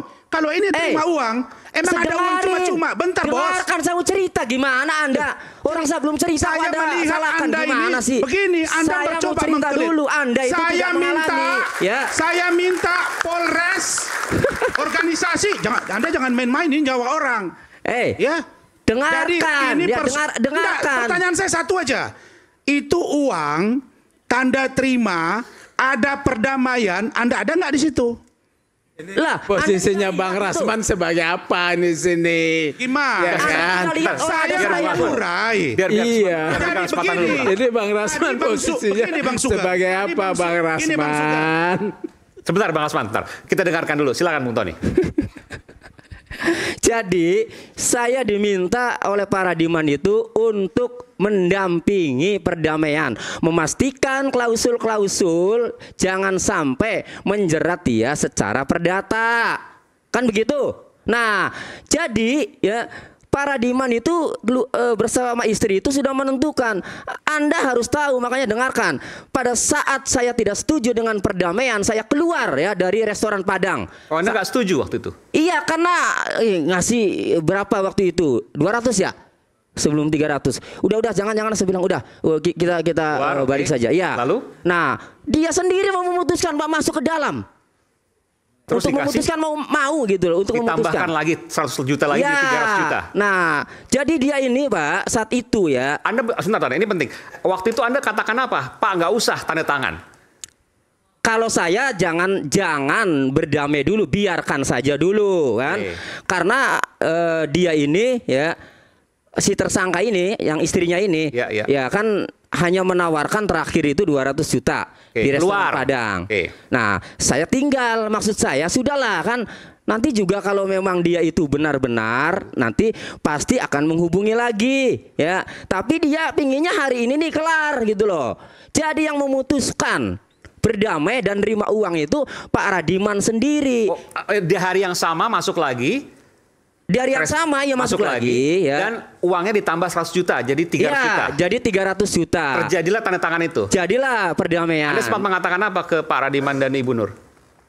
Saya mengatakan setelah bubar. Konsekuensinya misalnya. Anda katakan apa? Ada. Misalnya. Nih terpahitnya saya bilang. Terpahitnya jika polisi berani menghentikan, Anda harus ikhlas dengan menandatangani perdamaian ini. Tanya saja. Terpahitnya. Tetapi ya saya bilang ini menurut saya lanjut karena ini delik biasa. Nah kemudian setelah bubar ya saya pastikan ini lanjut ya. Jadi Anda jangan berpikir saya nanti dituntut enggak ya kan itu kok kasusnya lanjut. Saya kasih tahu sejak awal ya bahwa dia minta perdamaian ditandatangani, minta tanda tangan pencabut laporan ditandatangani. Artinya tidak ada yang menipu kan itu. Nah, jadi kalau lanjut tidaknya itu urusan penyidik. Dan bisa tidak lanjut juga. Kenapa? Karena bisa jadi tidak dianggap tidak sengaja membunuh, seperti katakanlah kecelakaan lalu lintas. Dengan perdamaian selesai kan begitu. Karena tidak ada yang menuntut. Kan logikanya begitu. Ya, makanya setelah ada perdamaian itu, kemudian pengacara Arif Nugroho itu mungkin semakin yakin toh korban sudah tidak menuntut kan begitu, melobi lah mungkin ya, akhirnya terjadi rame seperti itu, ada uang sampai sekian miliar kan gitu. Nah jadi kami ya itu saat itu juga tahu Pak perkara ini bakal lanjut itu loh. Nah jadi jangan bilang Tony harus bertanggung jawab Anda ini Jadi begini. Tapi betul ya Bung Rasman ya bahwa dengan tanda tangan itu bisa selesai semua. Begini. Makanya kami udah senyum-senyum semua ini dengan Pak Edi. Bang Sugeng, saya di dalam poin IPW mengungkap kasus ini itu kita angkat tangan. Yang saya mau bilang sama Bang, mohon maaf, Tony ini kan adik saya hormat sama dia. Rasanya juga saya nggak masuk di akal sekuritis Tony, gitu loh. Gitu loh. Oke? Tadi 20 juta nolak. 200. Tadinya kan 20 juta dulu tadi kata Ibu. Nolak. Diterima 20 juta itu. 200 nolak. 300 terima. 1 miliar clear. Kalau ada uang yang diberikan dalam kasus yang bukan delik aduan, seyogianya pengacaranya mengatakan tolak supaya kasus ini lanjut. Dia harus teriak-teriak, bukan diam dan sekarang baru ngoceh karena Bang Sugeng. Jadi menurut saya, mohon maaf Adinda Tony, Anda tidak fair. Tidak boleh dibarter kasus yang seperti ini. Itu kan namanya barter. Buktinya pengacaranya udah ngoceh. Kau sepakat sama kami. Maka saya bilang, jangan-jangan Tony termasuk dalam jaringan ini. Bisa jadi loh. Bisa jadi ada kesepakatan. Sudahlah, cincai. Saya nggak mau tahu, tutup mata, tutup telinga, kalian atur lah. Kalau besok meledak, meletup, saya nggak ikut-ikutan. Terseret. dia salahkanlah polisi. Saya yakin nanti Gogo Galesung, Zakaria yang sekarang di Pansus Penempatan Khusus akan mengungkap. Kalau ada perdamaian begini, pengacaranya Sefalina itu akan ungkap. Kalau Tony terlibat, ya pertanggungjawabkan. Saya sangat sesalkan. Kenapa Tony sekarang bertanggung jawab? Kan ini buta hukum. Harus dijelaskan dong. Ini bukan kecelakaan biasa. Ini pembunuhan. Kalau ada uang, artinya uang tutup mulut. Bukan mahar kawin. Itulah yang harus saya katakan bahwa malam ini iNews, Rakyat Bersuara berani berungkap itu. Karena ada fakta. Tolong Pak Kompolnas. Kompolnas kan bisa. Tolong Bapak nanti masuk ke Pak Kapolda. Tanya keterlibatan orang ini. Kalau mereka sudah ada kesepakatan tidak mempermasalahkan kasus ini, gak usah nangis-nangis. Udah setuju. Kalau begitu pengacara kenapa diam? Kalau saya begitu saya tanda tangani kuasa, saya harus jelaskan ke klien saya. Ini konsekuensi hukumnya. Kalau ini ternyata tentang dengan kemauan kita, mundur kita. Itu baru Tony namanya. Saya tanya ke Pak Radiman dan Ibu Nur. Waktu tanda tangan terima 300 juta, Bapak ikhlas. Karena ada klausul, ada pasal menyatakan bahwa tidak akan mempermasalahkan secara hukum. Artinya Bapak udah mengikhlaskan dong. Nggak usah diproses hukum lah, anak saya meninggal nggak ada masalah. Iya. Sebenarnya dari pertama juga tanpa uang juga saya sebenarnya udah ikhlas. Mungkin itu udah jalannya anak saya begitu, Pak. Tapi waktu 200 juta kenapa menolak? Baru kemudian masuk lagi? Ya karena saya juga karena punya cucu dari almarhum, saya juga berpikir apa nanti saya bisa mampu ngebiayain susunya, pampasnya. Dan saya juga pada waktu itu juga terlilit, maksudnya punya utang Pak ya, yang mesti dibayarkan. Ibu Nur, anak ibu ya? Anak kandung ibu ini? Iya Pak. Betul ya, meninggal. Iya. Dan kemudian ibu pasrahkan secara hukum, ya udah nggak apa-apa. Saya dapat 300 juta rupiah. Apa yang ibu mau sampaikan? Ya sebenarnya sih tidak mau seperti ini Pak. Karena keadaan. Mungkin jadi kayak gini. Ibu kaget tadi saya putarkan video itu? Tidak. Karena itu emang nyata adanya. Apakah kalau seandainya waktu bisa berbalik, ibu menyesalkan menerima 300 juta dan mengikhlaskan nyawa anak ibu? Ya, kalau bisa diputar ya tidak. Tidak mau? Mana ada sih orang tuh. Ini kan sudah terbantahkan, Bung Aiman. Nah, sekarang berurai air mata. Di mana tanggung jawab Tony? Yo, sorry. Karena Adinda harusnya bahwa nyawa tidak bisa ditawar dengan uang. Nggak boleh. Jadi ini adalah menurut saya perilaku para aparat penegak hukum, termasuk advokat. Dan dalam poin ini IPW bagus. Nah, tetapi kalau begini, menurut saya, kalau ada kerelaan, terus sudah dikondisikan dari awal, sudah dikeliling ini Bang Arief, pengacara sudah, terus pasti dibilang korbannya cepat beresin, oke, jalan, sudah setuju, oke, siapa pengacara ini? Semua. Iya, terus jalan sana cari, oh itu Pak Tony kan belum terkenal waktu itu. Nah, oke, masuk, oke, 100, 200 cabut. Setelah itu 300 masuk. Nanti kalau apa udah kita tahu muncul ke permukaan. Beliau putarlah dengan pasal 33 ini. Capek saya mendengarnya. Maksud saya. Tolong Kompolnas. Telusuri Pak. Kenapa? Karena yang bisa masuk ke dalam itu Bapak ke Propam dengan Kapolri Pak. Supaya Gogo Galesung bicara. Berapa dana yang sesungguhnya? Di mana sekarang Harley Davidson? Di mana Lamborghini? Bagaimana kasus ini? Saya hanya bisa sampaikan itu. Nanti kita akan tanya kepada Kompolnas bagaimana kemudian proses perkembangan pemeriksaannya. Sesaat lagi, tetap bersama kami Rakyat Bersuara.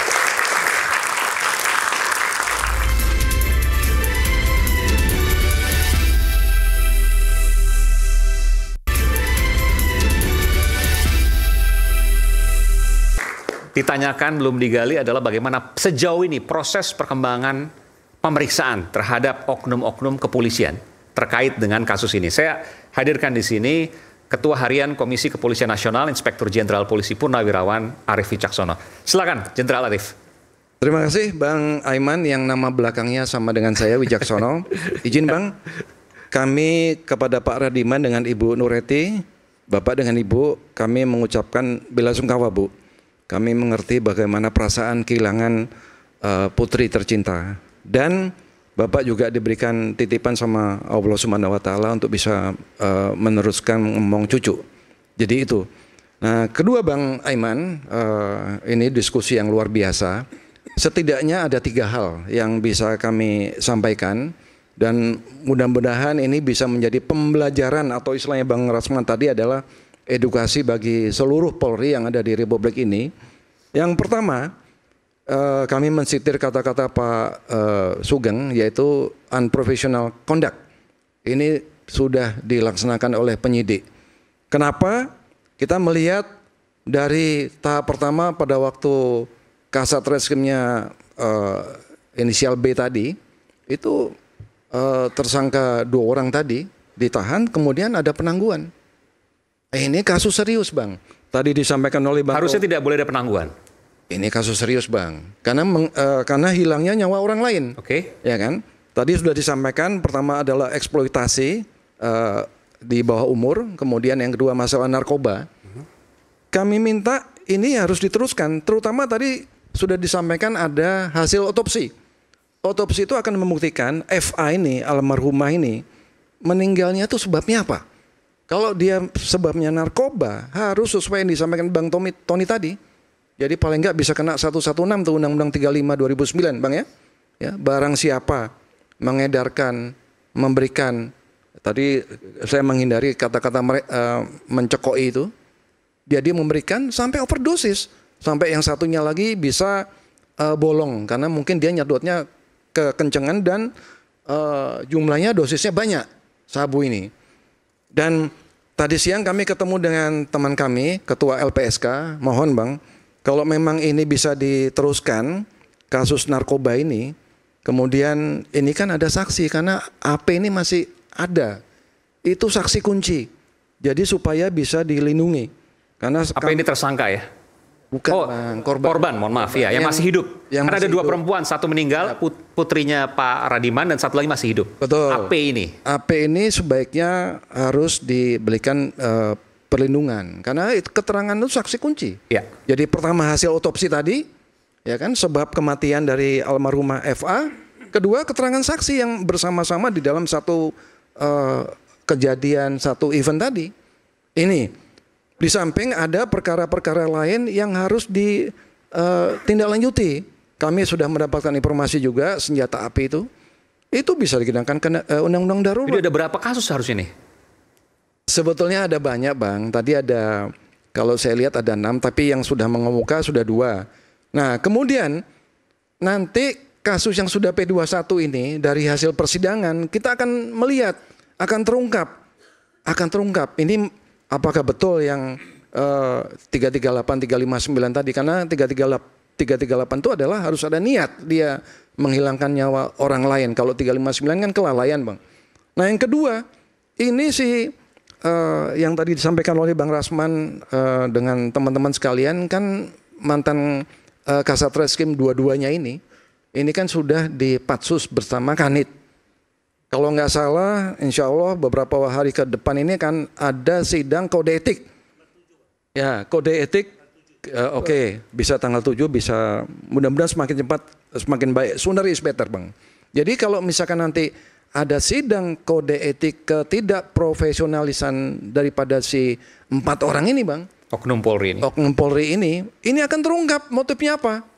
Ya kan? Nanti akan disampaikan itu hasilnya. Betul, apalagi tadi ada penjelasan dari Pak mentor kita Pak Sugeng, ada 5 kali transaksi, ya kan? 5 kali transaksi itu apakah ini pemerasan interaksi permintaan dari si penyidik atau penawaran dari si tersangka AF? Jadi Anda yakin semua akan terbuka, transparan? Betul. Jadi paling tidak ini akan ada 2 perkara lagi dari hasil sidang kode etik nanti nih Bang. Oke. Ya, terhadap 4 orang ini. Nah, insya Allah kita bisa memonitor hasil daripada sidang itu. Jadi sekali lagi penyidik jangan lupa karena profesional ini, kesemrawutan ini itu berawal daripada penyidik yang tidak profesional. Mereka punya manajemen penyidikan tindak pidana, ada aturannya. Di samping hukum acara pidana juga ada yang dinamakan Peraturan Kapolri nomor 6 tahun 2019, ya kan, tentang penyidikan tindak pidana. Nah, ini nggak profesional mereka, dia tidak komitmen, sehingga dengan demikian dengan dimasukinnya uang-uang tadi yang jumlahnya cukup besar membuat mata terbelalak, ya kan, ini membuat mereka jadi tergiur. Oke, dan Kompolnas akan terus mengawal kasus ini. Betul. Nah, saya juga itu tadi cukup turut prihatin dengan Pak Rediman dengan Ibu. Pak Arief juga baru lihat tadi video. Baru lihat yang tadi dan cukup terkejut melihat itu. Siap. Apalagi di situ ada pengacara yang lama ya Bang Tony ya, yang tadi pakai Evelyn. Betul. Ya. Nah, jadi ya kita patut memahami psikologi mereka. Nanti mungkin Bang Reza yang bisa menjelaskan. Jadi mereka ini turut bersedih loh Bang. Ya. Kehilangan tadi Abang tanya ya semacam mau jawab iya, menjawab enggak, bagaimana kan gitu. Betul. Karena mereka tadi Ibu Nur tadi mengatakan jualan cilok Bu ya. Coba. Masih sampai sekarang Bu ya. Masih. Nah, jadi ini Bang yang dapat kami sampaikan. Jadi yang dua ini sekarang sudah berproses, yang satu sudah P21, yang kasus narkobanya itu harus dilanjutkan dengan hasil otopsi maupun dengan keterangan saksi AP tadi. Baik. AP kami sarankan untuk bisa diberikan perlindungan dari LPSK. Mudah-mudahan ini berjalan. Dan satu lagi, kalau nanti hasil sidang kode etik itu akan terungkap lagi. Apakah pemerasan, apakah gratifikasi dari pihak si penyidik maupun demikian Bang. Pakai pemerasan atau suap gitu ya. Siap. Oke, baik. Saya ke Bung Reza. Silakan. Dari semua ini saya yakin Anda mengumpulkan energi-energi baik positif maupun negatif. Apa yang kemudian Anda bisa sampaikan terkait kasus ini? Saya benci mengatakan ini, tapi izinkan saya untuk berterus terang. Kalau kita bicara tentang polisi, sekian tahun lamanya saya mencoba untuk meyakinkan saya, cuma satu mindsetnya, to serve, to protect, melayani, melindungi. Tapi perbincangan malam ini memaksa saya untuk berpikir tentang sekian banyak personil penegakan hukum mobil khusus polisi, tapi seolah mereka adalah individu dengan mindset pelaku kejahatan. Mereka berpikir tentang target, siapa yang harus kita incar. Mereka berpikir tentang insentif, berapa banyak keuntungan harus kita peroleh. Mereka berpikir tentang sumber daya, siapa saja yang bisa kita libatkan untuk mendapatkan keuntungan dari kasus ini. Plus, mereka berpikir tentang resiko. Target, insentif, sumber daya, resiko. Sesungguhnya ini adalah isi kepala pelaku kejahatan berencana. Tapi sayang beribu sayang, tragis memang malam ini sekali lagi saya dipaksa untuk berpikir tentang sekian banyak personil dari Polres Jakarta Selatan seolah-olah mereka adalah pelaku kejahatan dengan mindset kejahatan berencana sedemikian rupa. Ini sangat tragis. Suka tidak suka, kasus ini tampaknya merupakan sebuah potret kecil dan saya yakin bukan satu-satunya yang seolah ingin membuktikan pembenaran atau memberikan pembenaran atas pernyataan Presiden Prabowo Subianto dalam Rapimnas TNI Polri. Dalam konteks perbincangan kita, ketika polisi kerjanya semrawut, maka polisi justru barangkali akan berkontribusi bagi Indonesia sebagai negara gagal atau failed state. Sungguh-sungguh saya tidak ingin itu terjadi. Karena itulah sejak awal saya katakan, saya benci mengatakan ini, tapi realitasnya hati saya mengatakan hal seperti itu. Karena itu, saya berterima kasih Pak Arief selaku Komisioner Kompolnas berjanji akan mengawal kasus ini. Tapi lagi-lagi saya tidak puas, Pak. Pernyataan Bapak tentang mengawal kasus ini berhenti hanya pertanggungjawaban etik. Saya sebetulnya ingin bertanya, tidak harus dijawab. Dalam kasus pemerasan terhadap sekian banyak warga negara Malaysia, adakah mekanisme pidana yang ditegakkan terhadap sekian banyak personel? Saya tidak tahu. Sepanjang pemberitaan yang bisa saya simak di media, lagi-lagi pertanggungjawaban hanya ditagih kepada sekian banyak personil polisi itu hanya lewat mekanisme etik. Padahal itu pidana. Saya yakin itu pidana. Demikian pula pada kasus yang satu ini, saya sudah mulai menangkap, mudah-mudahan saya keliru Pak, tapi dengan segala hormat saya sudah mulai menangkap ada gelagat yang sama. Bahwa Kompolnas malam ini diwakili oleh Pak Arief tampaknya juga hanya akan mengawal dari sisi etik. Pidana tidak terucap walau satu kata pun dari Bapak. Apa yang menjadi sikap Bapak itu? Tolong saya dikoreksi sekiranya saya keliru tafsir. Tapi pernyataan Bapak yang berhenti pada etik itu lagi-lagi mengingatkan saya pada istilah yang dalam psikologi forensik disebut sebagai blue curtain code, kode tirai biru. Bahwa sesama personil penegakan hukum, sesama personil polisi, dan barangkali juga dengan purnawirawan polisi, akan ada kecenderungan untuk menutup-nutupi aib mereka, menutup-nutupi penyimpangan mereka, bahkan menutup-nutupi kejahatan mereka. Mudah-mudahan saya keliru tafsir. Tapi malam ini saya khawatir blue curtain code terefleksi dari pernyataan Bapak yang berhenti hanya mengawal kasus ini lewat etik tanpa pidana sama sekali. Karena itu saya titip pesan satu saja. Berulang kali terjadi pergantian pimpinan di Komisi Kompolnas, di Komisi Kepolisian Nasional. Tapi saya tidak pernah happy, Pak, dengan kinerja Kompolnas. Sebagai warga negara saya ingin jujur, saya tidak pernah bahagia, saya tidak pernah puas dengan siapapun yang menjadi komisioner di Kompolnas. Kenapa, Bang Reza? Karena menurut saya, paling tidak hari ini, Kompolnas seolah berperan lebih sebagai divisi Humas Mabes Polri. Saya paham ada sekian banyak kendala, ada sekian banyak keterbatasan, dan itu tercantum dalam undang-undang yang harus direvisi besar-besaran, agar Kompolnas lebih bertaji, lebih bergigi. Tapi itu tadi, realitasnya adalah saya khawatir betul bahwa dalam kasus ini, yang barangkali juga terjadi pada kasus pemerasan terhadap sekian banyak warga negara Malaysia, yang terjadi adalah blue curtain code, kode tirai biru. Bahkan komisioner Kompolnas pun malam ini diwakili oleh Bapak, terkesan paling tidak akan mencoba untuk memagari pengungkapan kasus ini dan akan mencoba membatasi pertanggungjawaban para personil hanya lewat etik belaka. Tolong saya dikoreksi sekiranya saya keliru tafsir. Oke. Saya akan berikan kesempatan selepas jeda sekaligus pernyataan penutup dari Rakyat Bersuara. Saat lagi kami akan segera kembali, tetaplah bersama kami di Rakyat Bersuara.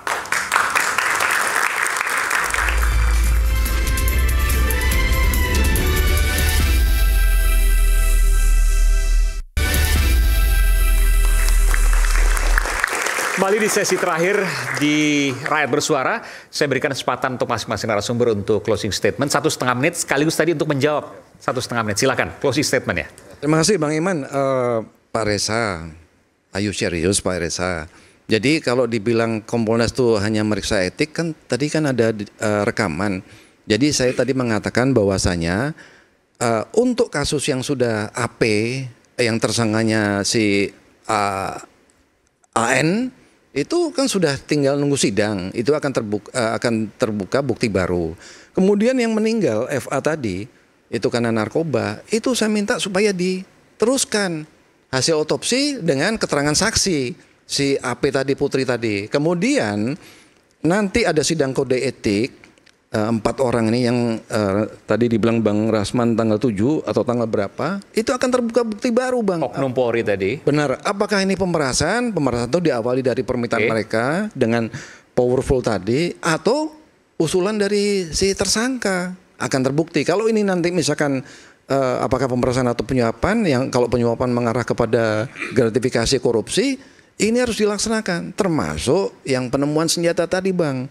Narkoba tadi saya lupa ulangi, itu bisa kena 116 Undang-Undang 35 2009 tentang narkoba. Dan tidak berhenti di etik, Anda mengatakan itu. Benar, tidak berhenti di etik. Kalau ada pidana, harus dilanjutkan pidana, dan Kompolnas akan terus mendorong itu. Betul, begitu Bang Aiman kepada Bang Reza. Terima kasih Bang Reza masukannya. Sekalian silakan closing statement Bang Reza. Dalam sebuah perbincangan di Diskursus Network yang juga dihadiri oleh kolega Bapak, yaitu Pak Yusuf, beliau mengakui, dan itu terekam bisa dicek di YouTube, bahwa di dalam tubuh Komisi Kepolisian Nasional pun tanda petik ada 2 faksi, yaitu komisioner yang berlatar belakang polisi dan komisioner yang berlatar belakang bukan polisi. Apa pemetaan yang Pak Yusuf sampaikan? Di kalangan komisioner yang berlatar belakang polisi, dalam istilah saya, ada kecenderungan blue curtain code itu. Bahwa betapapun statusnya sudah purnawirawan, tapi keinginan tanda petik untuk melindungi sejawat yang melakukan kesalahan, melakukan penyimpangan, bahkan melakukan kejahatan, itu tetap ada. Karena itu tadi saya ulangi kembali, saya skeptis bahwa Komisi Kepolisian Nasional di era Bapak sekarang ini akan memiliki ketegasan ekstra, akan memiliki kemampuan istimewa untuk menangkal Blue Curtain Code itu. Spesifik dalam kasus ini, saya yakin pidana terkait dengan kelalaian mengakibatkan kematian itu akan berjalan. Pidana terkait dengan narkotikanya akan berjalan. Barangkali pidana terkait senjata apinya juga akan berjalan. Tapi yang saya persoalkan, akankah berjalan mekanisme pertanggungjawaban pidana terhadap para personil Polres Jakarta Selatan yang melakukan terindikasi melakukan hengki-pengki dengan para advokat? Itu yang saya tidak yakin. Tapi walau bagaimanapun saya mencoba untuk membangun optimisme. Silakan Bapak respon sekiranya dianggap perlu. Eksplisitkan janji Bapak, tekad Bapak, bahwa kali ini Komisi Kepolisian Nasional akan bisa meyakinkan otoritas Mabes Polri bahwa bukan semata-mata mekanisme etik yang akan ditegakkan kepada sekian banyak personil polisi yang terindikasi sudah melakukan penyimpangan itu, tapi juga tegakkan mekanisme pidana terhadap mereka.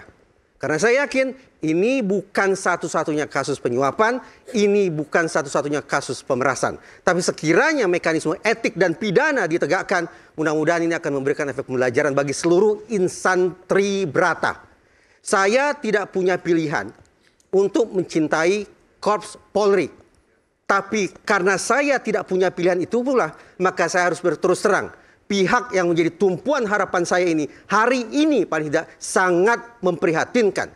Gambaran polisi sebagai pihak yang berkontribusi bagi Indonesia sebagai negara gagal tampak di depan mata saya. Tolong dikoreksi agar itu tidak menjadi nyata. Oke.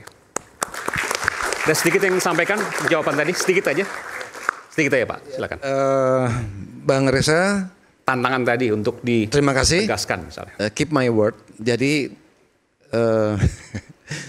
Jadi percayalah, jadi selama kami masih menjabat di Komisi Kepolisian Nasional, kami akan berbuat yang terbaik Bang. Kecuali kalau saya punya background yang suram di masa lalu, ya kan?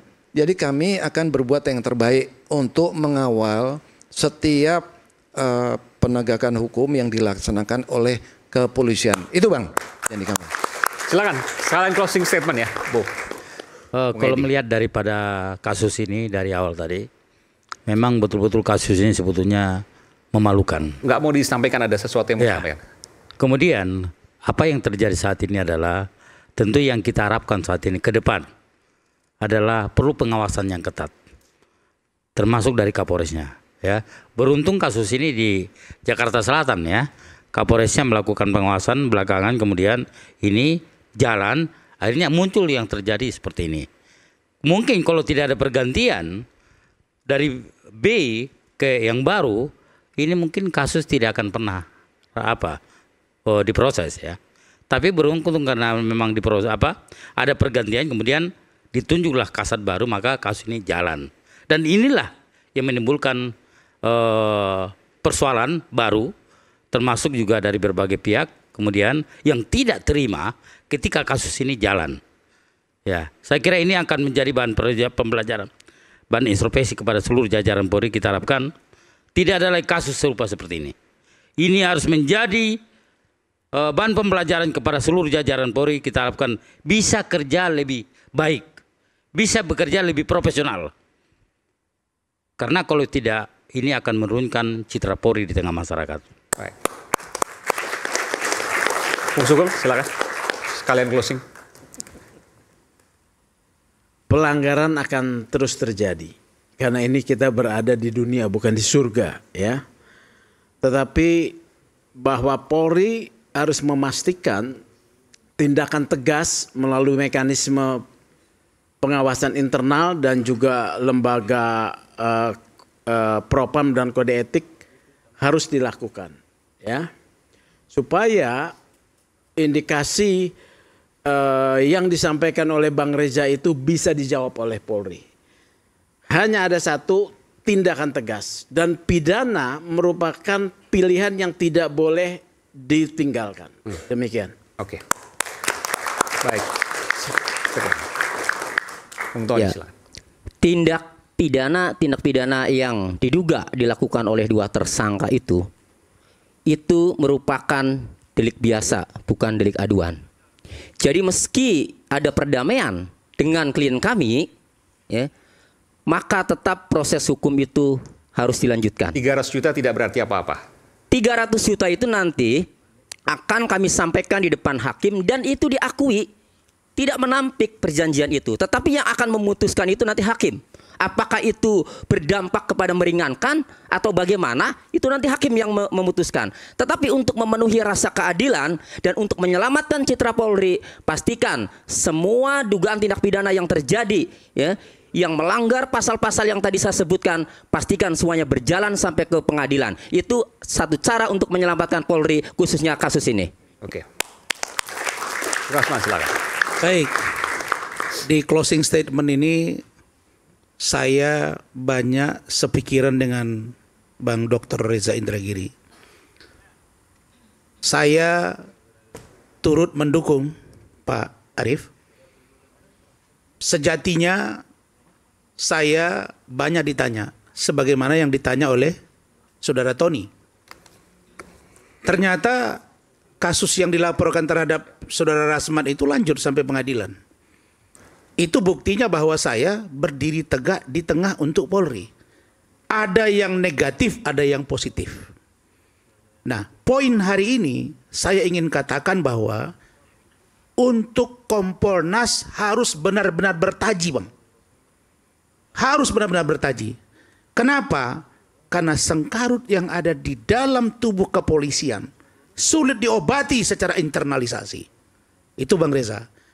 Karena itu saya sampaikan, saya yang berdiri tegak pun teriak-teriak bagaimana Polri harus didukung. Mengalami hal yang sama, Bang. Di Sumatera Utara, Bang. Kasus sudah diperintahkan laporan saya sendiri untuk dijemput paksa oleh Dirkrimsus. Ternyata kasus dia tidak lakukan. Dan Dir itu mengeluh ke saya, mengatakan, Bang, dia nggak hargai saya. Bagaimana gitu. Nah, yang kedua, kasus yang lain. Ada satu persoalan, kemudian muncul titipan. Ada yang sampai di meja bintang 2, 5 bulan untuk didisposisi, tidak dilakukan karena pesanan. Langsung bintang 3 turun, baru diparaf. Ditelepon ke saya, Bang, sudah selesai. Ini yang tidak boleh terjadi. Jadi sulit bagi kita memang, kalau polisi tidak berbenah, berdiri tegak buat mereka, Bung Aiman, akan menjadi sangat sulit. Karena kita akan dicemooh orang. Karena itu saya berharap Kompolnas, kalau ditanya hati saya, seyogianya Kompolnas ini tidak perlu harus ada Menko Polkam, Bang. Langsung independen saja, supaya dia langsung direct. Tapi kalau masih ada menteri di atas, oke. Kita percaya Pak Budi Gunawan sekarang pimpinan Abang, maka lewat masukan dari Pak Arief, tolong agar Polri sekarang berbenah. Meskipun ada yang positif. Apa yang positifnya Pak Sigit adalah dilakukan banyak PTDH, pemberhentian dengan teriak dengan hormat. Artinya ada respon yang cepat. Tetapi untuk target presisi menurut saya perlu pembenahan yang luar biasa. Kalau begitu Kompolnas, kita-kita ini IPW, Bang Reza dan media-media mengawal agar Polri benar-benar menjadi pelayan, pengayom bagi masyarakat Indonesia. Terima kasih. Baik. Masih ada Bung Romi. Bung Romi, saya sapa Anda. Masih ada? Masih bergabung? Ya, masih. Ada closing statement yang ingin Anda sampaikan. 1,5 menit, silakan. Baik, 1,5 menit ya. Yang pertama, bahwa kehadiran kita di sini, baik sebagai pemerhati maupun praktisi ya. Jadi saya agak sedikit koreksi apa tadi yang disampaikan oleh Kang Tony. Selaku praktisi kita harus konsisten bahwasanya apa yang sudah menjadi kepentingan dari klien kita harus tetap itu menjadi materi ke depan ya. Jangan kita mengaku sebagai praktisi membela kepentingan menjalankan kuasa hukum dalam kepentingan klien kita, tapi kita bertindak selaku pemerhati. Jadi kita konsisten bicara by data karena banyak data-data yang mungkin saya harus buka, tapi momentum ini tidak memungkinkan. Selaku praktisi, mungkin kita bicara bahwa selaku advokat kita melihat perkara ini secara subjektif, kemudian menyimpulkan secara subjektif, itu pendapat para ahli, ya.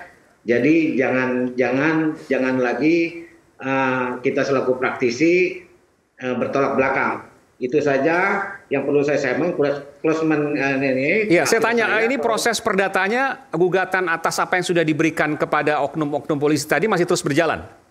Terus berjalan, ya. Terus berjalan. Kami selaku kuasa hukum dari para tersangka akan terus mencari keadilan. Rencananya dalam waktu dekat ini juga kami akan melaporkan tindak pidana korupsi, ya, tindak pidana korupsi atas para pelaku ini, ya. Supaya pidananya maksudnya, ya? Ya, pasal 12A, ya, tentang penyuapan, ya. Berapa orang yang dilaporkan? 5 orang ini termasuk juga Kapolres, ya. Ini Bung Sugeng katakan, berarti klien Anda kan ada, kan kalau ada suap ada penyuapnya. Ya, apapun itu resikonya kami sudah siap, klien kami sudah siap, ya, untuk membuka, ya, sekaligus memberikan edukasi kepada masyarakat. Jadi ini buka-bukaan nih, ya? Buka-bukaan. Baik. Ya. Maaf, tadi saya katakan juga ke Bang minta status justice kolaborator, Bang Romi. Baik. Justice kolaborator. Ini kita tunggu. Kapan akan dilaporkan, Bung Romi? Bang Arif, saya sepakat memang kita tidak boleh bersaudara kepada polisi, tapi di sini kita melakukan penegakan hukum, memberikan rasa keadilan masyarakat. Kenapa saya katakan bahwa ada dugaan keterlibatan Kapolres? Karena pada saat P21 tahap 2 itu klien kami menghubungi Kapolres. Untuk meskipun tadi sudah dibantah oleh Bung Rasman yang mengatakan ke Kapolres, ya. Ada, boleh silakan cek, kita bicara baik bukti. Nanti kita akan lihat di pelaporan. Kapan akan dilaporkan, Bung Romi? Semuanya ini. Ya, dalam waktu dekat ini kami akan melaporkan tindak pidana penyuapan ini, ya, pasal 12A tentang tipikor, ya. Baik, kita akan tunggu nanti, Bung Romi, ya. Baik. Terima kasih Bung Romi Sihombing. Itu saja yang bisa saya sampaikan kepada publik yang menyaksikan pada malam hari ini. Baik. Terakhir saya beri kesempatan pada Pak Radiman dan Ibu Nur. Silakan kalau mau sampaikan. Terakhir. Mungkin Anda ingin menyampaikan doa atau apapun pada Ananda dan lain sebagainya. Silakan. Sebelumnya saya terima kasih udah diundang di acara ini, Pak. Saya cuma mau menyampaikan, ya, mudah-mudahan kasus ini cepat selesai, itu aja, Pak. Anda ingin semua ini terungkap, ya? Iya, benar, Pak. Jangan sampai ada yang berhenti. Iya, itu aja yang ingin saya sampaikan. Anda kalut waktu itu, jadi Anda tidak tahu apa yang harus dilakukan. Nggak tahu sama sekali, Pak. Baik, Ibu Nur silakan. Terakhir, Ibu Nur. Iya, kalau ya kayak gitulah kayak suami saya. Semoga semuanya cepat selesai. Kita juga capek pikiran, ya, Pak, ya, buat almarhum anak saya. Semoga dia mendapatkan tempat yang indah di sana. Ibu cuman maafkan Ibu yang belum bisa membahagiakan Teteh. Dan Ibu juga maaf, bukan Ibu menukar nyawa Teteh sama uang. Nggak mau sebenarnya.